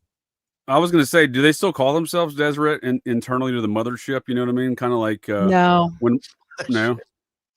The only things that Deseret is now, they do name like their canned goods and stuff like that on those, or anything produced by the church, like Food Wise has Deseret on it when it's internal, but not that I know. They never say that now, but yeah, Go back. Cut out there for a second. Sorry about that. Yeah. So you see this number here, Nick? 220. It's at the 220-foot level of the obelisk. Any significance you think to that? 22 maybe. Yeah. So that is interesting to think about. Yeah. it's weird. Look at those trumpets too. The trumpets symbolize. I think there'll be a certain number of them. I'd have to look at it better, but I'm sure there's some significance there that that isn't just on the outward. There's a lot of detail in this photo. Yeah, so I see a number of trumpets here. I see 1, 2, 3, 4. Oh, there's really, they kind of blend in with the leaves at some point too, right? Yeah, 7. I see 5, 7, 8, maybe. and then some maybe over here that were destroyed. What happened here? Weathering. All right. I don't know. That's so weird. It's such a weird thing for them Yeah. to send. Like everybody else's was like very, patriotic and stuff, and they sent this. So I'm sure they were kind of. Could you imagine the guy that unboxes it? Freaking Mormons. Friggin' What- Mormons. It kind of begs the question: is why did they send this in 1853? They're at war with the U.S. government. Right? Well, are they though? Because they helped finish the freaking the railroad and everything. Oh, we're at war with you, but let us help you. Well, I would argue these are the actions of a secret society, right? Yep. Absolutely. Yeah. And I know that. I mean, it's more than Freemasonry. People always that's low hanging fruit, Yeah, know for sure. It's way further. No, I totally agree. What are your thoughts, Nick, on the Mormons and their secret activities in the 1850s there? They went to Mexico, and now they're doing American stuff still. Something up with the Mexicans. Cultists love going to Mexico too, huh? Right. Somebody just commented about Romney. That's all about Mexico there. Oh yeah. All those Mormons. I still think something's up with that with the Mormons down there in Mexico. I think they're up to some weird shit. I did watch a special. I couldn't remember where I watched it on, where they were covering Mitt Romney and the cartel that's around near them. Yeah. Vice. That they're supposedly at war with. I don't know if it was Vice, but they did say the interesting thing is though The is LeBarons too. there's kids, a lot of kids in the cartel areas disappear. And I'm wondering, like, is the cartel possibly getting the guns from the Mormons and they're taking their kids as payment? Oof. Yeah. Well, we already seen some of those LeBaron kids get murked that were NXIVM nannies. So there's something weird going on there, right? 100%. Definitely. I mean, every time you see the LeBarons show up, it's weird. And they have connects clear up to Hollywood. Speaking of Hollywood, because that Christine from Sister Wives, she's a LeBaron. Her grandpa was LeBaron. I think she's direct. Yeah, they're just as powerful within the mothership, if not more, than the Romneys. Oh, for sure. They just stay underneath unless they get pissed off and start killing everybody. Yeah, they just stay the Jeffs, hidden. the Jeffs, the Romneys, they get all the attention, right? I know. Yeah, that's for sure. Well, the Jeffs have been definitely brought down 20 levels because they had to go build the bed that we knew should have been the altar in the first place. Stupid DNA. What? It makes me wonder what goes on with some of these behind the scenes stuff, especially with these fundamentalist Mormon cults. Like, what really is the precipitating event that really screwed Warren Jeffs over, for example? You know what I mean? What caused them to really go in there and arrest him finally? Texas. Well, the 12-year-old. But I mean, he had two babies with two 12-year-olds, and he was pissing off everybody. So my brother-in-law. Yeah, but that wasn't new though, right? No, but he was taking out enough men. So my brother-in-law is Warren Jeff's nephew. I think I've told you guys that before, but anyway, they went there. They went to Texas and they were helping build, and he was giving them impossible tasks like build the sewer system uphill. Well, sorry, that's not going to work. But they were doing this to a lot of people, and so they were doing it to take their wives. And not so much him. He only had 2 wives, but by the time he got home, he just said he was not being disrespectful. He's the nicest guy ever. He was like, it's not going to work, And so by the time he got home, they said, you have to go. You argued with the prophet. And remember, this is his uncle on 2 sides, through mom and dad. And so by the time he got home, his wives were gone, his kids were gone, everything was gone. He never saw him again for like 8 years. But they proceeded further to take out his dad, and his dad had a lot of wives. I think 13, maybe. I can't remember specifically, but a lot of kids, and then they can take them because you didn't do the right thing or you didn't whatever. Sure. They can, and so people started talking more. This leads to people getting upset is the situation, saying like, yeah, no, I mean, you can't just keep taking all our wives and kids and kicking us out. And still, they were still working and giving all the homage and money and everything. And yeah, it was just super upsetting, Sure. to so the more they did that, the more people were like gonna talk. I think that was part of the undoing, is they just got greedy. That makes sense. Yeah. We got a Yeah. question here. Who were the LeBarons? They're, in my opinion, they're kind of the OG fundamentalists, right? Everyone else Oh yeah. kind of broke off from them, right? The Romneys, the Jeffs, everybody, right? Yeah. And they Yep, murdered each and other, did they they are not? The crazy. LeBarons, the original Yeah. LeBaron? Oh, they did it Yeah. again, just barely in like, what was it, 2017 or 2016? They Right, had that but big they're- shootout. Yeah. But their They don't care. initial separation within the family was as a result of a murder between what, two brothers? Oh yeah. Only can be one mighty and strong. You better believe. Exactly. Mhm. They went all Highlander on each other. Yeah, they did. In the middle of the night, shooting up people's wives and kids, man. Like just Yeah. going bananas. Yeah. It's a crazy story. And they give This is no a crazy shit. structure.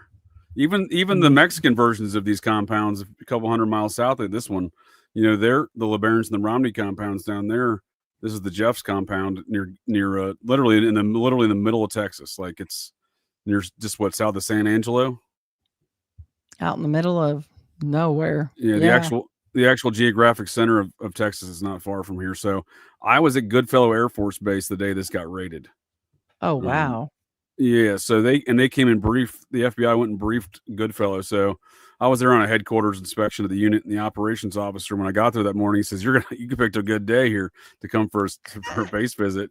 And I was like, oh yeah. He's like, yeah, sit down. He's like, we're about to watch some good stuff. He's turning on the TV and stuff. He's like, he's describing to me what's going on, before, what happened that morning, and the day before, I guess maybe the FBI came and briefed him and whatnot, as being the operations guy in charge of all the cops there in the base there.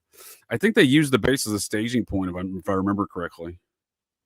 Yeah, I think, and they kept going through. They couldn't get in the temple like immediately. I can't remember the story. I think they had to get somebody to help them. They were trying not to desecrate it. They didn't have the right key, huh? Apparently, not. They're all about their keys. That's for sure. But yeah, they found a lot of mess and birth records being messed with. Speaking of missing kids, yeah, So not good. Apparently, the FBI started their raid up there at Goodfellow Air Force Base, and then traveled the 50 or so miles down to the YFZ Ranch in the middle of nowhere. So wild. Yeah, it just seems so odd because they've had so many problems with Scientology as far as not raiding their places. And again, you're not that far from the border, although the LeBarons and the Romneys are way over here. It's just south of El Paso, just south of Juarez, like right in this region right here. Mm-hmm. So they're not really close, but it is a similar compound. Yep. I don't know if they're going for the same aesthetics. I'm not sure what they're aiming for here. These are unique Mormon temples, though, are they not? They don't look like the others for sure. Yeah. Definitely not. I mean, I granted their budget is probably different, but they also have a lot of laborers. I feel like they could have made them however. You know what I mean? Sure. Yeah, I don't think they definitely spend the strange. expenses, right? I don't think.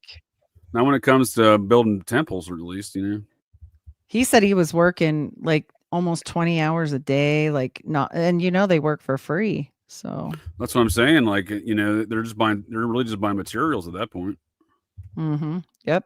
That's all they were out. And clearly they had enough money for Warren to go have himself, fancy cars and, wearing red and gambling and prostitutes. And I'm glad you mentioned that, because now I just remembered they had another compound in Arizona City, Arizona? In Colorado City. Yes. Colorado City, Arizona. Thank you. Mm-hmm.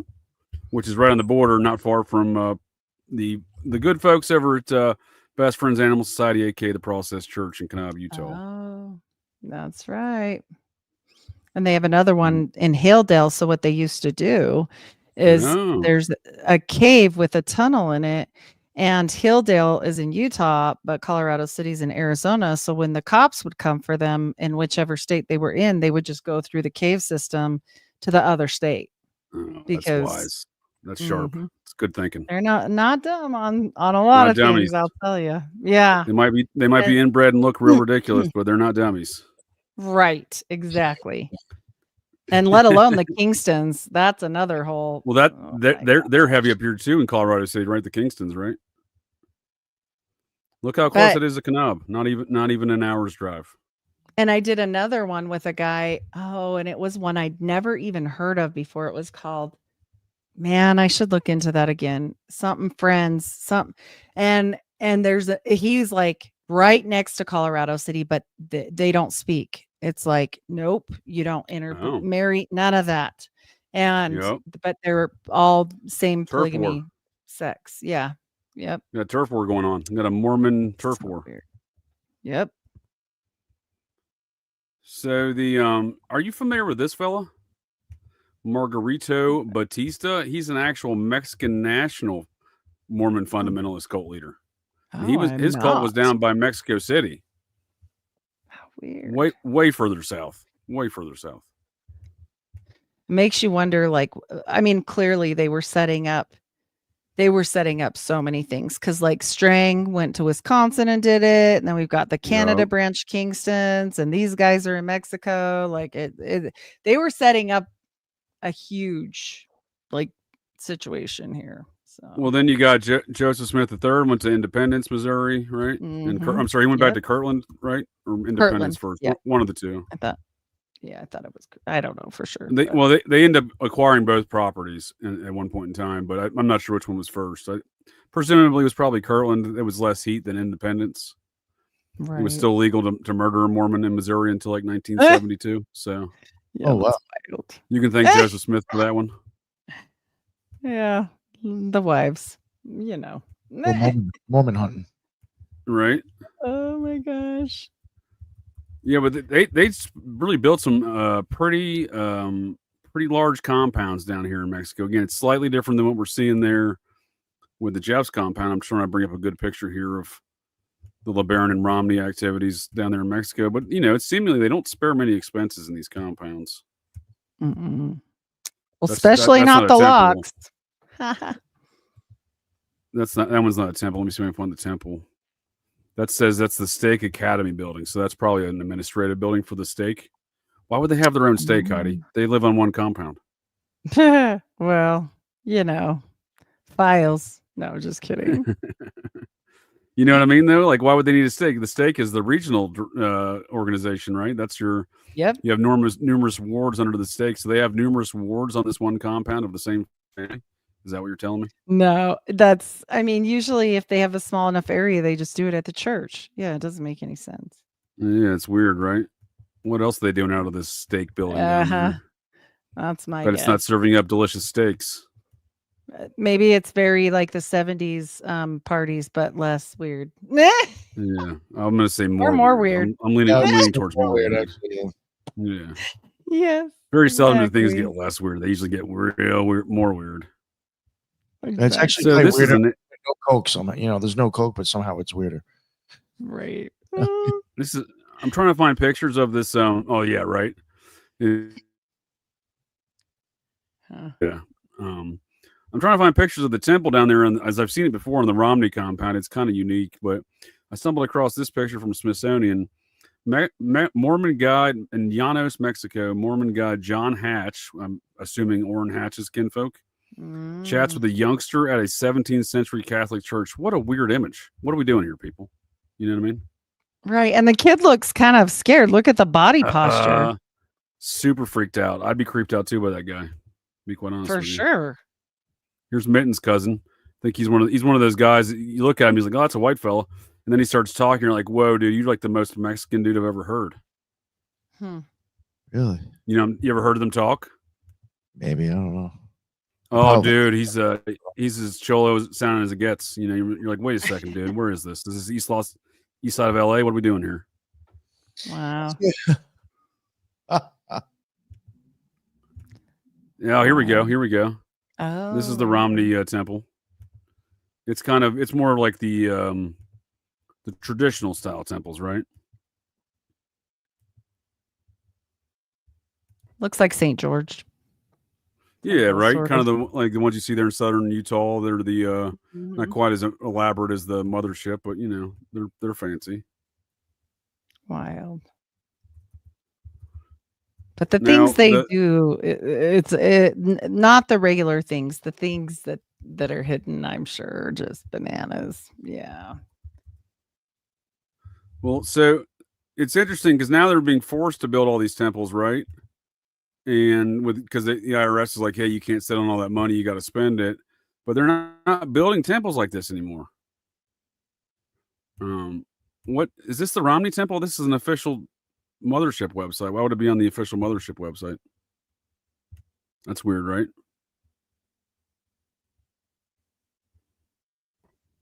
Church of Jesus Christ Temples.org, right? This is an official mothership website, but yet they show the Mormon fundamentalists. Yeah, that's well, you know, the fundamentalists don't want anything to do with the mainstream people, but vice versa. I would say they're very prone to wanting to work together.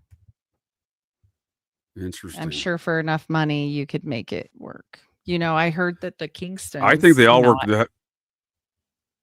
I haven't verified, just so you guys know, but the Kingstons are extremely rich, and it's postulated that they are involved in the Maverick gas stations, and also I heard that they brought in a geneticist to actually help them not have damaged children, because they believe the old way that they only have babies with like uncles and brothers and cousins, and you know, because they say they have the divine right to rule, and that they're actual posterity of the royal bloodlines, you know, so Merovingian.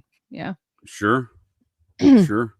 So that Mexican Margarito Batista, he started the third convention fundamentalist breakaway movement in 1936. Right, so this is after the polygamy stuff. So I'm not exactly sure what I have to get more into that, but maybe that's a good topic of conversation in the future. Is one I was hoping to have there with Riot, Codega's Codex of Curiosities, because he's the one who, in talking with him about a satanic vampire drug trafficking cult, you know, Nick and I were discussing with him there. Were you with us on that one, Heidi? I wasn't. That sounds fascinating. Yeah, was that? I didn't think so. Yeah, it was.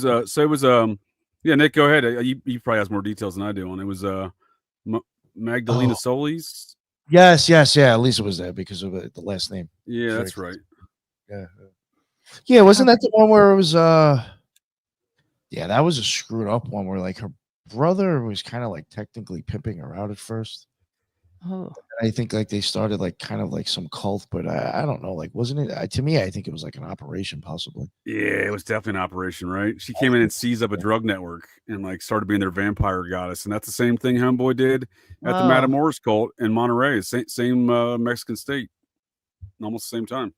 There was even things that we even kind of saw a little bit of like parallels between that and Alfonso Costanza, kind of in a sense. I think that when Julia, yes, sir, that's the Matamoros one right there. There's a lot of correlations between the two, and it seems to be Costanza was being run by the Interpol chief for Mexico, who apparently right around these same times as these cults, the Matamoros, this vampire cult just south of there with Magdalena Solis. It seems like that Interpol dude gave up an American DEA agent undercover who was murdered up there by the LeBaron compound about 10 minutes away from it. They don't play. They're straight up killers. Yeah. They kill kids like and women. They don't care. So yeah, there's a lot to be said around that vampire cult, but it was Rye that sent me down that rabbit hole. I'm like, well, you know what? I don't really understand the rest of this Mormon cult stuff in Mexico. Wow. And then I was shocked to see a late movement in the 1930s of a Mexican national taking on a whole movement down by Mexico City. He would later be offed in traditional Mormon cult leader fashion, right?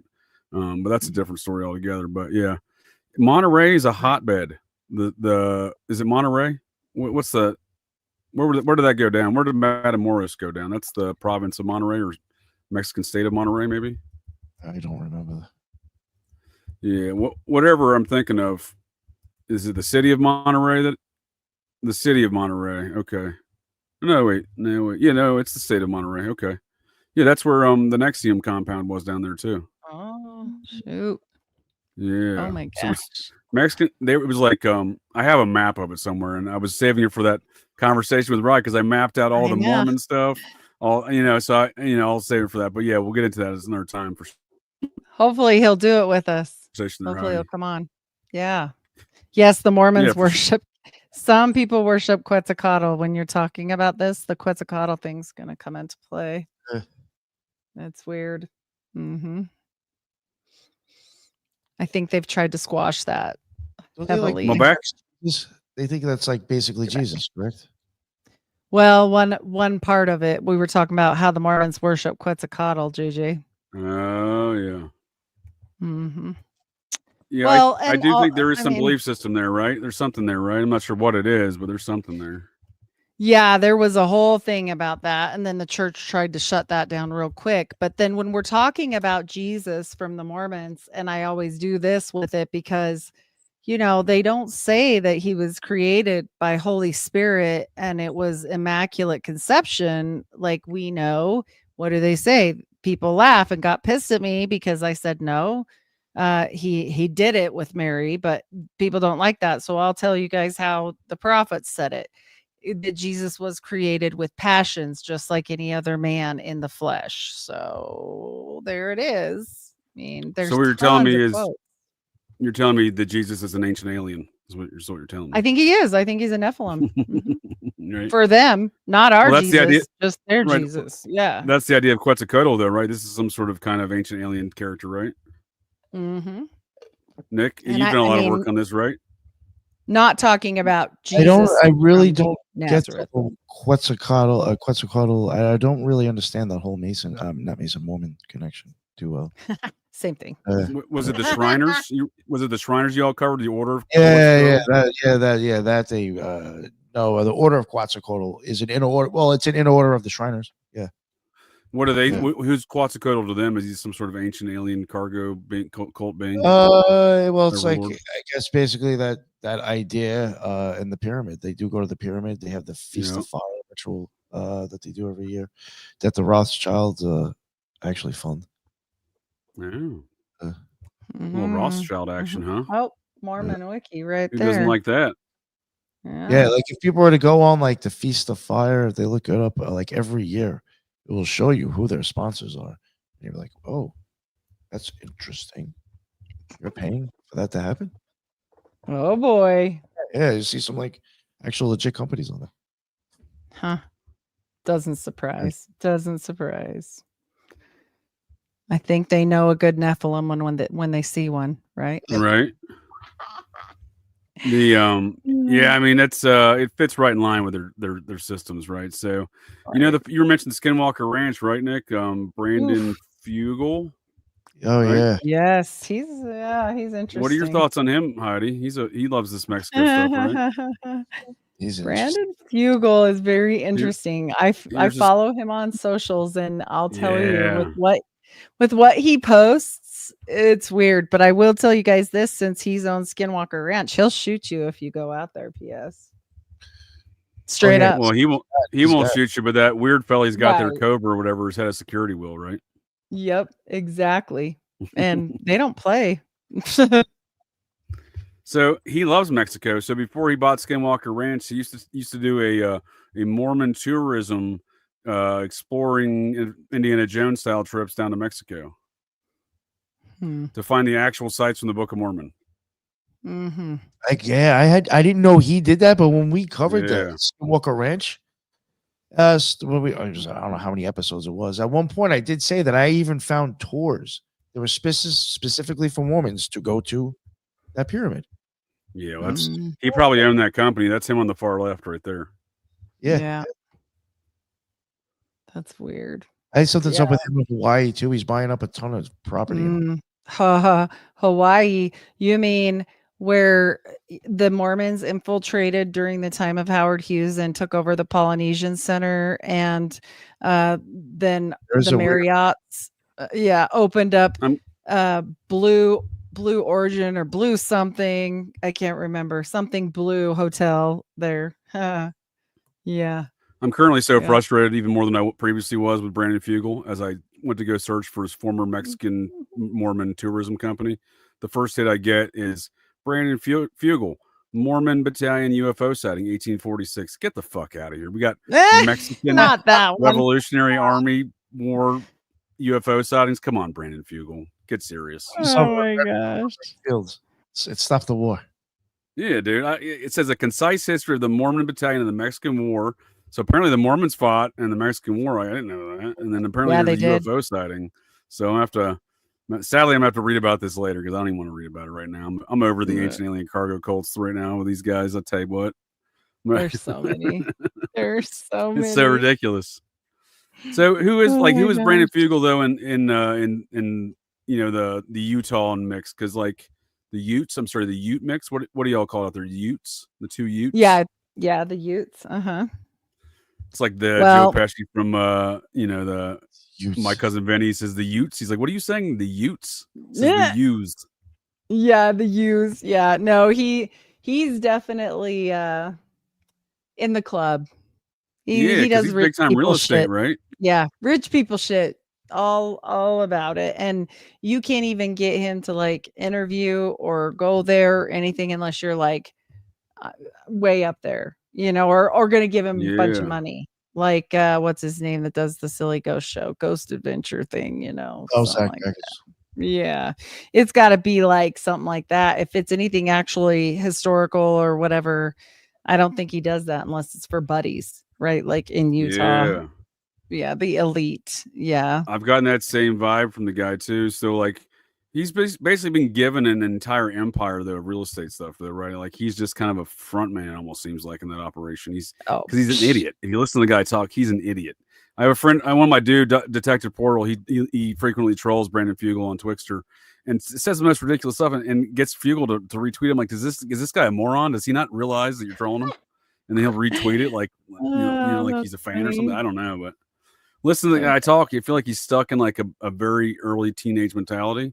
He never progressed past that. Dude, sweet. Just kidding. Right? That's exactly the kind of attitude he Yeah. portrays, I feel like. Well, So, these are you familiar people are with bloodline? Yeah, they're blood. He's probably bloodline. I don't know for sure. I haven't seen. No, but- he is. They started one of the towns up there, and they were his family were all bishops in the ward in that town for many years. So he's There it definitely in the is. mix. I don't know how, like, what it looks like going back. I just know like his father and grandfather and great grandfather, you know, they're all in this one town there just north of Salt Lake. I don't remember the name of the town off the top of my head, but I'll look it up. Are you Every familiar time with me the- and JJ go down a rabbit hole on like some famous Mormon person, they're always in the club. They're always their Yeah. bloodline, like genealogy wise, it's in the club. Yeah. Absolutely, it's without fail, it seems, right?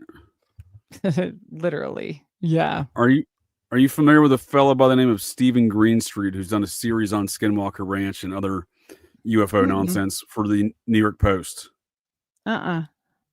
He's a former. He grew up Mormon. He went on a mission, and and Fugel actually invited him out to the ranch to try to prove that there was a bunch of Maybe I paranormal did. phenomenon going on. Was this on Netflix or something? I think I saw that.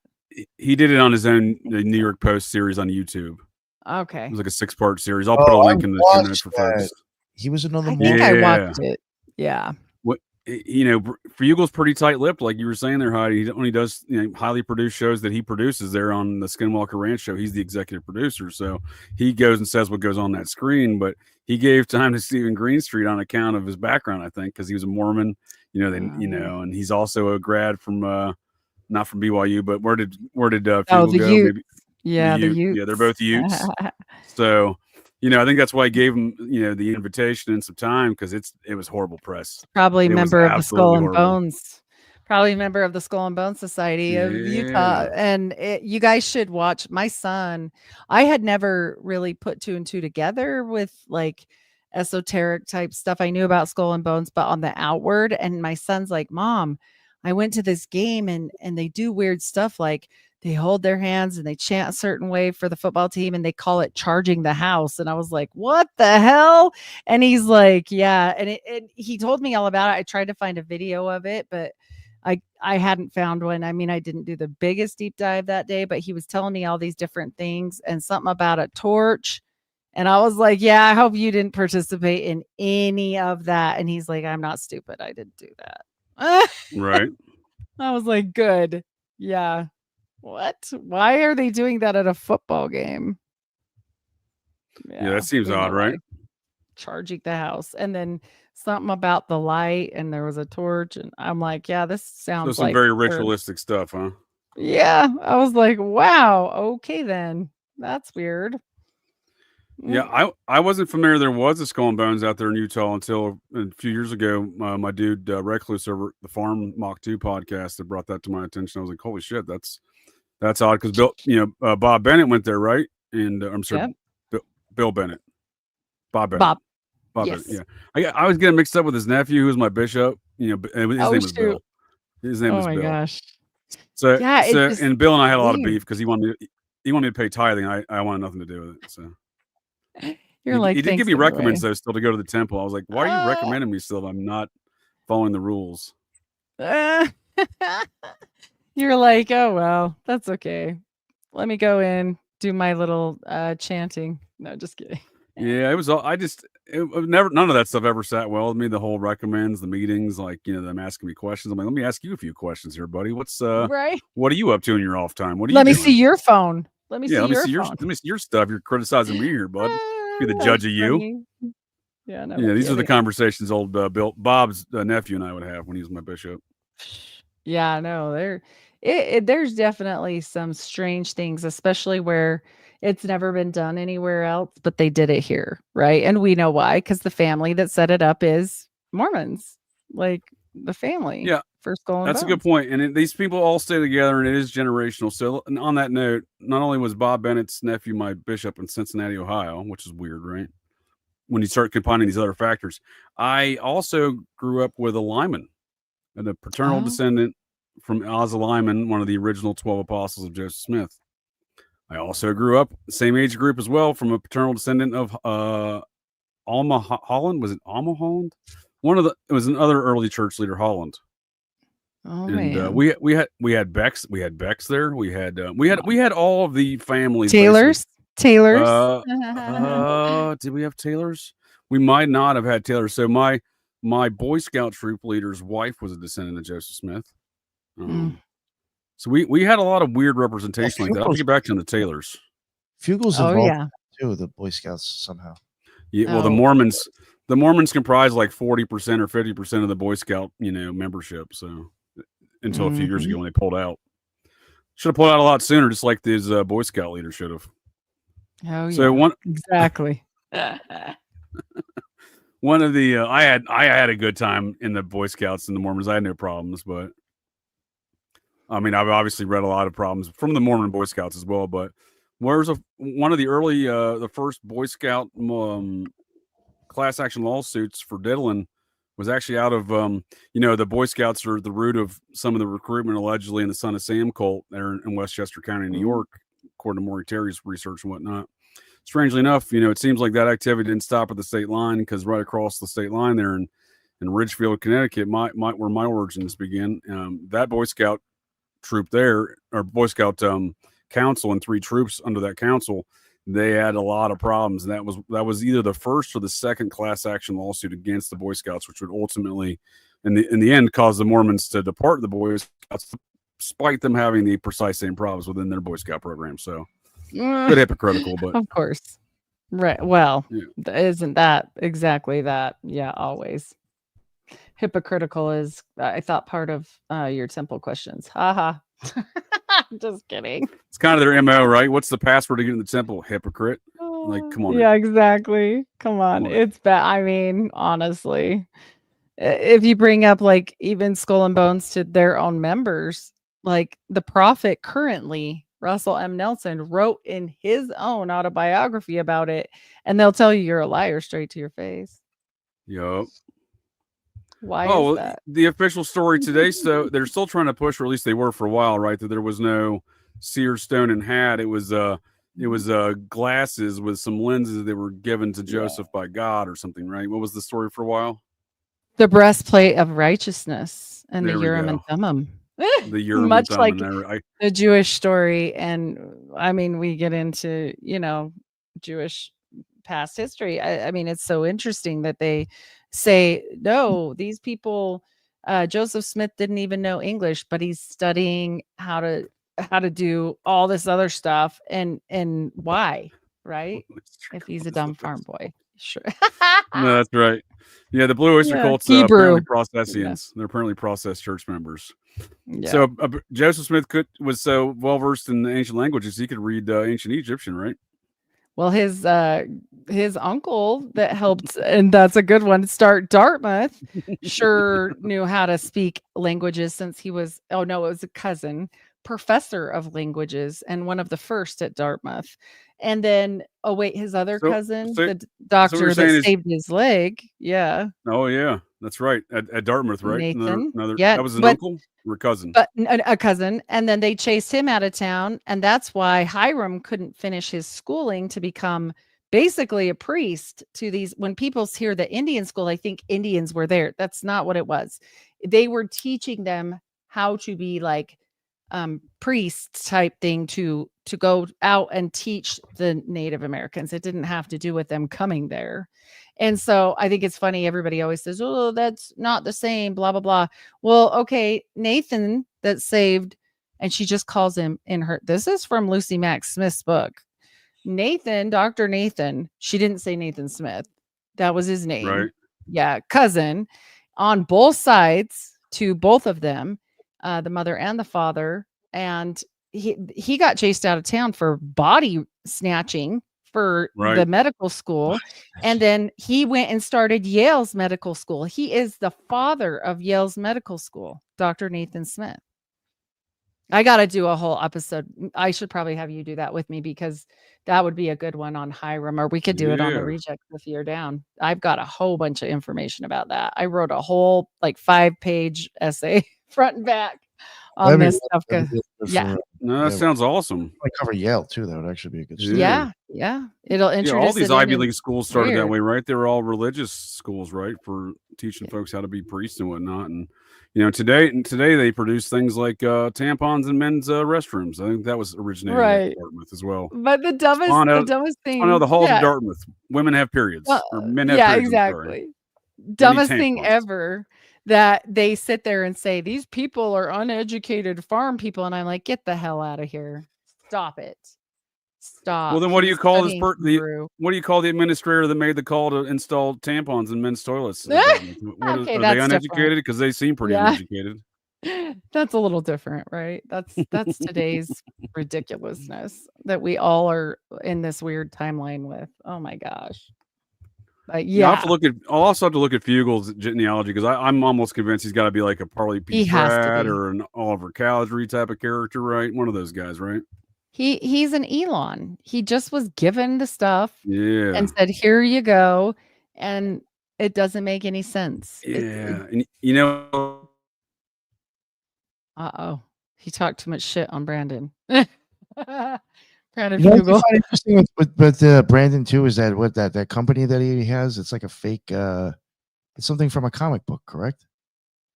Yeah, it's some weird company and he doesn't do anything with it. And am I back? I mean, I'm like, yes, you're back. The company, he was talking about Brandon's company. Yeah, it's like adamantium or something, or I don't know. That weird science thing he claims to do. Yeah, dude, that's what I'm saying. Like I think a comic book though too. Yeah, well, that's exactly what it is, dude. And guess where he got that idea from? Hal Putoff, OT7 Scientologist, an aviary member, UFO, UAP, PSYOP extraordinaire, recently seen on the Joe Rogan Experience, of course. But, this is the guy from SRI to the aviary in the 90s to the Stars Academy with Tom DeLonge. He's just been lying to people about fucking alien stuff for decades, and he's a high-ranking Scientologist. So when you say, dude names after a comic book, I'm not surprised. I'm not surprised at all. And again, he does... he tries to stir up money around these inventions, and he's never produced anything. It's just all charlatan stuff, you know. What I find interesting is with him, you get I like forgot about that. you get that type of name coming from like comic book shit.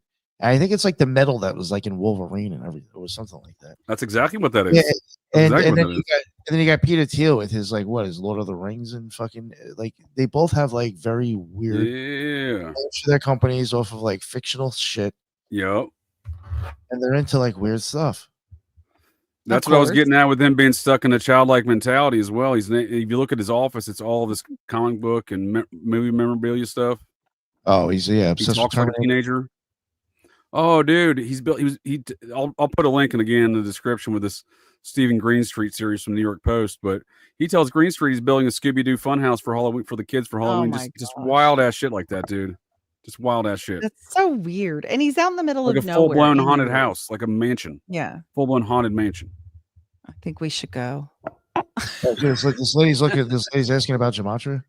Yeah, I was gonna say I can't answer that. They're tell it to L, but you're talking to Nick. He's got a wide range of experience in Gematria.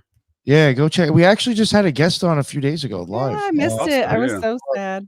Yeah, we've I've even myself have even covered. I think if we have a 2-part series on Gematria and Cypher. So yeah, it might be like a year or two old now, but definitely go check it out if you're looking for Gematria. Occult Rejects definitely has it. Oh yeah, for the sure. Occult Rejects has lots and lots. Nick's been pumping stuff out left and right. This shit I put out like 2 years ago. People probably don't even realize that I did. There's things I'll tell JJ and he'll be like, "Oh, I didn't even know you did that." That happens a lot, actually. I'm like, "Holy shit!" All right, and I've gone to check out some of those. And I listen to the Gematria stuff. Like, it interests me. I don't know much about it, but I just know that you often cover it from a lot of different angles. Yeah, I've even used it in true crime, which I thought was weird. Remember I was saying that there's a couple of cases. I think with the Idaho 4, Gilgo, and one other one, I was getting a lot of the same repeating numbers, and I was like, "What the fuck?" Yeah, like, it was like this is like the code to like mass murder. Oh yeah, well that too. Yeah. That's the code to the play. Yeah. I don't think Human did it alone by any stretch of the imagination. In fact, the evidence seems to support his wife has more involvement than he does. I don't understand that. If you really think about it, there's more evidence of her on the bodies than him. Right. And she has just this questionable alibi. She's like, "Oh no, I was out of town. I did out of town stuff." And then remember, John Reagan, his assistant, followed up on that, and that story was bullshit. Remember? Yeah. They got evidence from that hotel that story was bullshit. Yep. When I say his assistant Lena, they were both far more knowledgeable than us in that case. But we should have them on again to have another discussion about. Yo, you know what sucks? He wanted to do another press conference, and he was gonna have me come down and film it, and I'd already left New York, and I was like, "Dude, oh, that does suck, man." Yo, they literally had hit me up and asked me to do that. I was like, "Fuck." Nick is a workaholic. Somebody said you're a workaholic. That shit would have made Channel 12 News. It always does whenever he goes on there. I would have made that shit. Nick. Been provided. Oh yeah, I mean he's provided by the Occult Rejects. That would have been on the bottom. I would have made sure that was. Oh yeah. Right.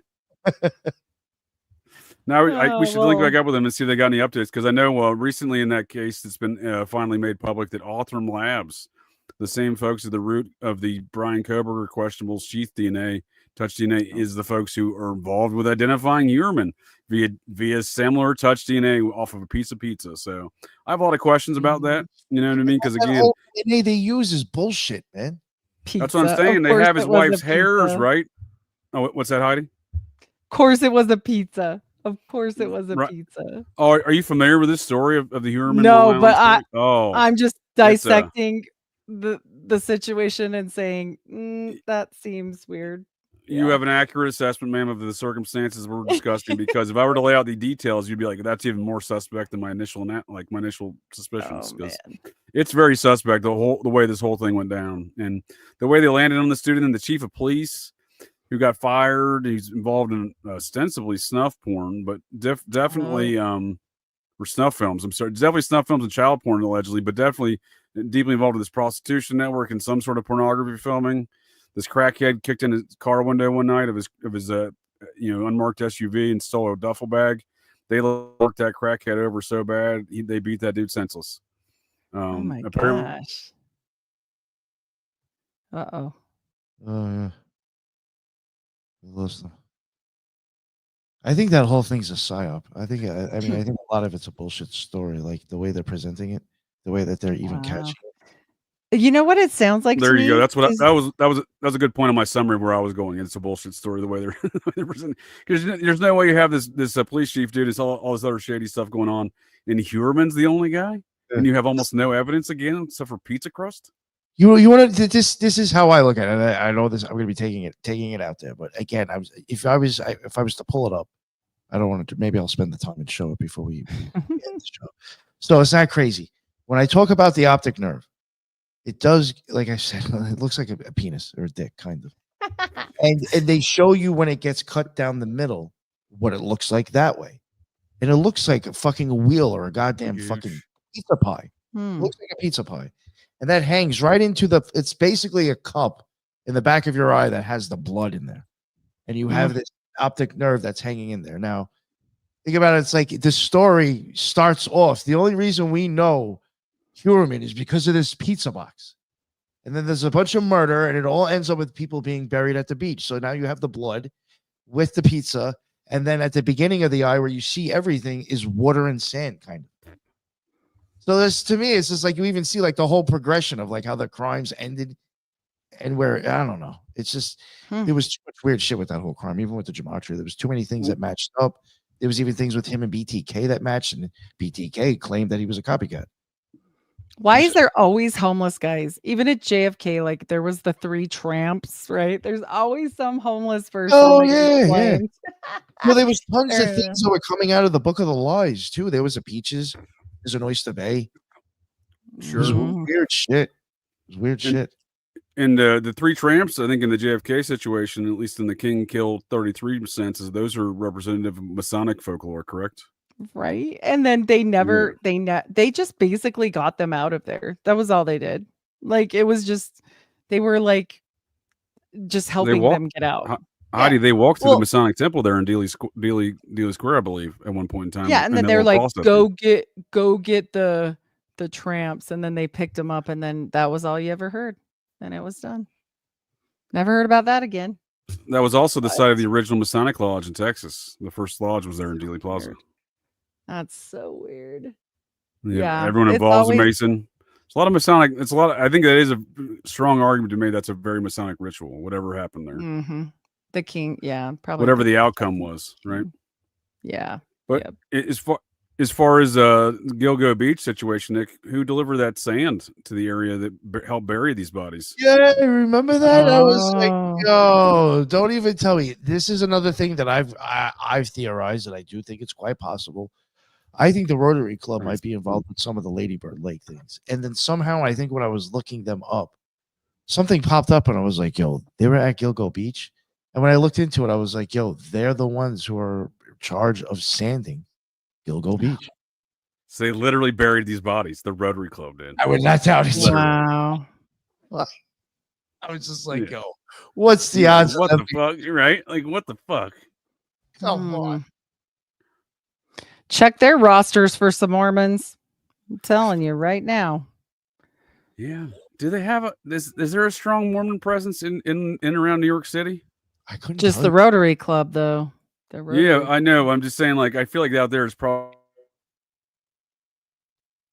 Oh, and another thing too about the Rotary Club, they all have boats. So that's like another thing too. That's why I think they might have been at Lady Bird Lake, because it's like if you're just out in the water looking like the Rotary Club, then you blend in. We lost you, JJ.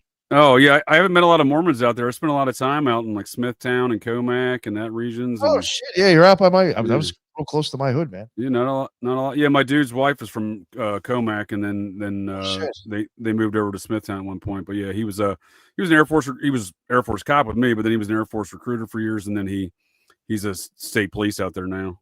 Has been for years.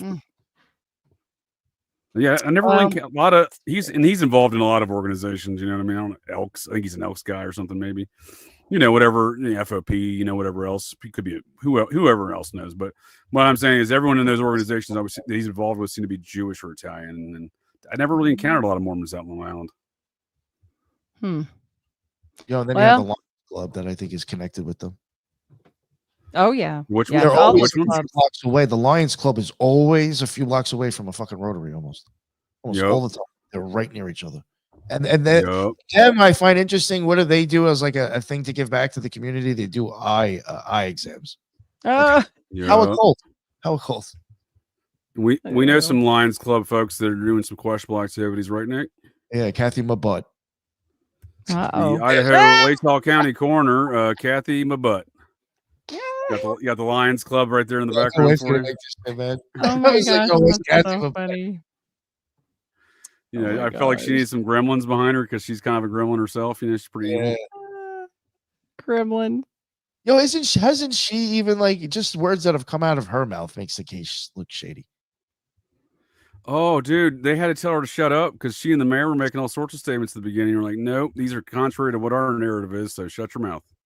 At one point, it was just like I think she was even like, well, I don't know if there were stabs or like I think the whole stab or scratch, like, wasn't she even like mind fucking that kind of or Yeah, dude. And she changed the time. Initially, it was between 3 and 4, and then then it's obviously almost 4:30 later. By the time it's everything she said's a mess. But Heidi, there's a lot of Mormon stuff going on here. This Muppet here is not a Mormon. Wow. But there's a lot of Mormon stuff in this situation. And strangely enough, did you know this is only the second Mormon governor of the state of Idaho? Oh, really? What? Right? That was my reaction as well. I was like, wait a second. And I think mean, the it first one seems was by accident. it should be a lot. I mean, Right. it's growing Right. up. I grew up there when I was young until I was like 12. It was all Right. a lot Mormon. Yeah. A lot of congressional, a lot of state, House and Congress representation, Mormon stuff. But yeah, I think was the first governor was 78, maybe. The governor he got appointed as the new U.S. senator. So the lieutenant governor, who was a Mormon, and not the governor wasn't, but lieutenant governor was a Mormon. So that but he wasn't elected. So I think this guy's the first elected Mormon governor, Oh. Brad Little. And then Wow. is his name Brad Little? Is that a different governor? That's a different governor. Idaho governor. No, it's Brad Little. Okay. Okay. Too many names. Yeah. But I the other Brad Little is I think he's the first elected governor Mormon in Idaho, and then they have an attorney general right now that's also a governor. I'm sorry, it's also a Mormon, right? So he's the one who's really behind the prosecution in this case. He's got 2 deputy attorney generals they got their hands up the local prosecutor Muppet, butts making their mouse move, right? But Oh man. that's who's prosecuting this Koberger stuff. So there's a lot, and there's a lot of Mormon stuff involved in the case. So there's an infamous character I call the Gooch. She's the I heard you Idaho's- guys joking about that the Yeah, other the day. I was Gooch. like, what is he talking about? Well, her name's Oh, her name's no. Victoria Gooch. She's the Idaho State Police Detective. She plays the most important roles in all of the case, but no one knew about that for 2 years because of all the sealed documents, right? So she's doing the key interview with the surviving roommate that's using the prosecution of Koberger. She's doing the investigation allegedly into the Koberger DNA, and allegedly she's the one who transports that DNA to that Othram Labs down in Texas. Oh so boy. she plays a key role. Her husband's deeply pioneering Mormon, but she's actually She's actually the daughter of a military U.S. Army intelligence officer who was the protege of Colonel Paul Tate, who by Gooch's own admission, it seems her father went undercover with his boss Paul Tate into the hippie movement circa 1970 to investigate his daughter Sharon Tate's murder by the Manson family. Oh man. Yeah. That's a mess. Holy cow. Big time. And that surviving roommate that's using the prosecution, he's also from a pioneering Mormon family. And her pioneering Mormon Mortensons actually pioneered across the U.S. with the Gooches. They crossed paths in Nebraska. So years later, yeah. Uh-oh. We lost you, JJ. Come back. He's like, I'm stuck. Yeah. There you are. Yes. Isn't that wild, though? 150 years apart, we have these pioneering Mormon families involved in the same weird parapolitical event today, right? But they knew each other in 1856 in Nebraska, right? Wow. Pioneering West. Find that with like the Salem witch trials, I'm sure, at this point, too. Oh, dude. I've been so deep in Salem witch stuff lately. No, I even know from Ron, he's like, yo, eventually, like, those 2 families ended up like marrying and stuff. But it's like, I don't know each other. The Salem witch trials, Joseph's grandpa had somebody hung at. He's involved. Have you heard the name Mary Parsons? Yes. Isn't it her? Isn't that her Jack that he hung? Jack Parsons' fourth great grandmother, who was accused of being a witch but acquitted. Oh, quit Well, I it. shit you not. When I had heard that Parsons last name, I swear I was like, no, there's no way. That's true. Yeah. I was like, her I was like, son. maybe it's too much of a coincidence. Like, just the last name Right. is too common, maybe back then. It's a little was too like, on the nose, right? It's a little too on the Yeah, nose, right? I was just like, that's too weird. That couldn't happen. Oh man. I'm like, oh, it's not that easy. Like, I couldn't just be like, oh, I just happened to guess that. And it was right. Yeah. So her son was I believe I think it was her son or her grandson. It was her grandson, Parsons. No, it was her son. Was a captain in the Massachusetts chapter of the Society of Cincinnati. So seems like Parsons not only has society heritage, he's got that society heritage. Mother is happens to be well, at least accused of being a witch, right? I don't know enough about the Salem story to know how involved she was there, but I mean, isn't it odd, right? And Sarah, so Mary Easty and Sarah Wilds were two women that were hung, and they were accused by Joseph's great grandfather Samuel Smith. Yeah, and they they got murked. What are we talking here? Yep, gone. What Yep. what are we talking, like burned at the stake? What we drowned? Hung. What's going on here? Yeah, Hung. hung. Yeah. Yep. And so I thought they were doing some yeah, Monty Python style, which they throw her in the water. If she floats, she's a witch. check If she and thinks she's see. a witch. Yeah. Yeah, no, this was and I mean, they also had other people, I guess, that were in there. They say check the LDS databases, blah blah blah. Like One I of don't the know. George Bushes, George number 1, number 2. There, one of their foremothers, Bush, was accused of being a witch Maybe she in the was. Salem witch trials. I don't know. Well, yeah, I was saying. I mean, well, I think it goes for all these people. You know what I mean? Maybe they were onto something. I think methinks they protest too much, and they were the ones that were doing the stuff, and they hung the Right. people that knew. Yeah. That's what I'm saying. And whatever was going on there, I feel like there was a lot of just a lot of subterfuge. Whatever was going on there, right? I don't think it's quite as cut and dry as history's made it out to be. It's wild. Yeah, that's for sure. Who even knows? Yeah. Whew. Well, we went down all kinds of roads tonight. That was I was about to fun. say we got wasn't what I was expecting. It was a great conversation. I appreciate Heidi and Nick. Absolutely. Still way fun. We had us a little Oh, I hate to say it, but better. yeah, probably. Full blown Occult Rejects Fridays here. That's right. I think folks enjoyed it here from looking at the chat. I was able to keep up tonight as yeah. my shows. I'm trying to maintain a narrative in my brain. I'm like, I can't do that and follow the chat. So it's a little bit easier for me on the Fridays. Yeah. It is hard. That's hard to make sure. Yeah. No, so I appreciate the folks in the chat there too. Yeah. Amazing time, like always. Awesome. No, we appreciate you joining us here, Heidi. Great conversation. I always enjoy talking Mormon and other parapolitical events with you. You got some great stuff over there at the Unfiltered Rise for sure. I just listened to your episode with Jen the Ninja, fellow Occult Reject. I love Jen. Thoroughly enjoyed that show. He's gone for a minute, right? Isn't he out of town for a bit? Yeah, I think he's back on the map. All right. Yeah, well, he sent a message, Jen. I think, saying he was getting on a plane or something, right? Yeah. Well, check it out, you guys. Asked me. Nick's go ahead. Great too. Sorry, I was just gonna say Nick and JJ are great too. Check out Jen's show. I always have fun with you. Great show. So much fun. No, appreciate it. No, for sure, Heidi. I really enjoyed your Jen. Jen's always blowing up my brain hole with all sorts of strange and ideas like. The show you were talking about with Greg Little that's coming out, like Greg Little, Little stunned. Yeah, he's like, I've never heard anyone ask me such great questions or commentary in the 40+ years of doing interviews. I'm like, holy shit, Jen, that's a compliment. I was like, what the fuck? I know. That was good. That was so nice that you said that. Definitely gotta get that at some point. Oh, Greg Little was great. I thoroughly enjoyed every minute of that show. It was fantastic. Unfortunately, I had to double book to time there, and I had to depart there near the end. But yeah, I certainly his ideas of the Adena, the giant human skeletons of the Adena mounds, as the Adena elite theory. I really like that theory. Yes, what he's put together there. I think me and you were both on that same wavelength at the Yeah. same time. That was such a good show. I actually didn't know he was all about Edgar Casey, and I was just like, oh No. my gosh. Yeah, that surprised me. Actually, I didn't Yeah. realize. So that was fun. A day or two I had no before. idea.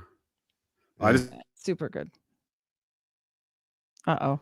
I think that's because in one of his books, I think Edgar Casey is even mentioned in it, like in the name. Yeah, he's in the Edgar Casey Society. That was crazy. And his wife helps run it. I was like, what? Yeah. JJ's back. All right. well, Poor JJ. no, that's great Rough stuff. night. I'm actually I look forward to listening to that, even though I feel like I just listened to it already, but I'm going to listen to it again because Greg Little, a lot of great commentary in there from Greg Little. Well, I mean, everybody, the whole panel, and again, Jen's some of his commentary again left Greg Little speechless, and with a compliment of saying that was the best questions and commentary in 40 plus years of interviews. So that's amazing. Definitely check that one out. If you like Mound stuff, folks of the interwebs, check that one out. For sure. Awesome. Bible of Mounds. Definitely. Well, thanks so much, you guys. Yeah, I appreciate Nick and Heidi both your all this time in convo. And you got any closing statements for us there, Heidi? You can plug anything you need to, but any closing statements on tonight's convo? I had a great time. I just thought this was fun and went everywhere it needed to go. I love being a part of the Occult Rejects. I found my home, and I'm so grateful, and I'm grateful to all of you. So thank you so much. Yes. And check out the Unfiltered Rise, check out the Occult Rejects, check out the Occult Rejects Institute. And yeah. Thank you. Awesome. Oh yeah, for sure. Thank you, Heidi. Nick, do you appreciate the time as always, sir, and co-host of Fridaze here? And yes, love it. We adapt and overcome here, even when our guests do not maintain the schedule and fail to appear. Hopefully we can get him on in the future. Apparently he's too busy erasing demons tonight. So there we go. Yeah. That's what he's doing. He's erasing demons, so he couldn't make it, unfortunately. He's out there with his little stabbing motherfuckers out there. Right. I guess real quick, I would like to plug it. This time I have it correct. I know last week I screwed it up. This Monday, the Occult Rejects live with Craig Coleman. So I think at 2:00. 2 p.m. Yes, we do have Decoding Britney tomorrow morning at 11 in the morning. We're doing an early one there. Yeah, we got Decoding Celebrities coming on. Is it 11 PST perhaps? No, AM. EST. Yeah. Damn it. Okay, I was trying to buy some extra time. I didn't realize it was that early in the day. Yeah, we got her coming on. Interesting thing is that she's actually even gotten in touch with somebody that was even friends with Britney Spears, and like, yeah, I mean, you see the pictures. Yeah, they did. It's very interesting. This guy was even. I went and looked at the account. The guy followed me actually. I went and looked at his account. He even has pictures of him with Michael Jackson. So like, this who knows? Who knows with this guy? I didn't realize we're getting that weird. I'm looking forward to it. Yeah, she did make connections with him, and she's had him on his podcast, and she's decodes like a lot of Britney's weird posts. So she's trying to. So I think a lot of them are really bugged out, and very interesting where she goes with them. So I think it will be a fun one if people can catch that tomorrow morning. Definitely interesting. It'd be a good wake and bake for sure. JJ's frozen. There he is. Oh, I'm back. Right. All right, there we go. I keep screwing you up whenever I talk. No, we're under tornado watch here, so it's been wild. So luckily it's done better than I expected. I was just gonna make some comment about leave Britney alone, but no, the time's passed. But I look forward to the conversation. Yeah. Can't wait. See you guys. Bye. And Operation GCD, like I said, Back to the Future, Occult and Esoteric Review this coming Wednesday at 8 p.m. Eastern Time. And Heidi, I hope you can join us. Jen and fellow Occult Reject Cosmic Peach there. Julia will be joining myself and Nick on the review. Should be a great conversation. It's still one of my favorite movies today. I think it some films from the 80s don't play. I think it still plays, Yes, it still plays. So, and Operation GCD Live Sundays coming soon here on the 25th. Patreon link, subscriber only Patreon link in the show notes there. And of course, you'll find Nick and Heidi's links there in the show notes as well. So I appreciate everyone's time and appreciate your time and the conversation there, Nick and Heidi. Of course. Well, that's it.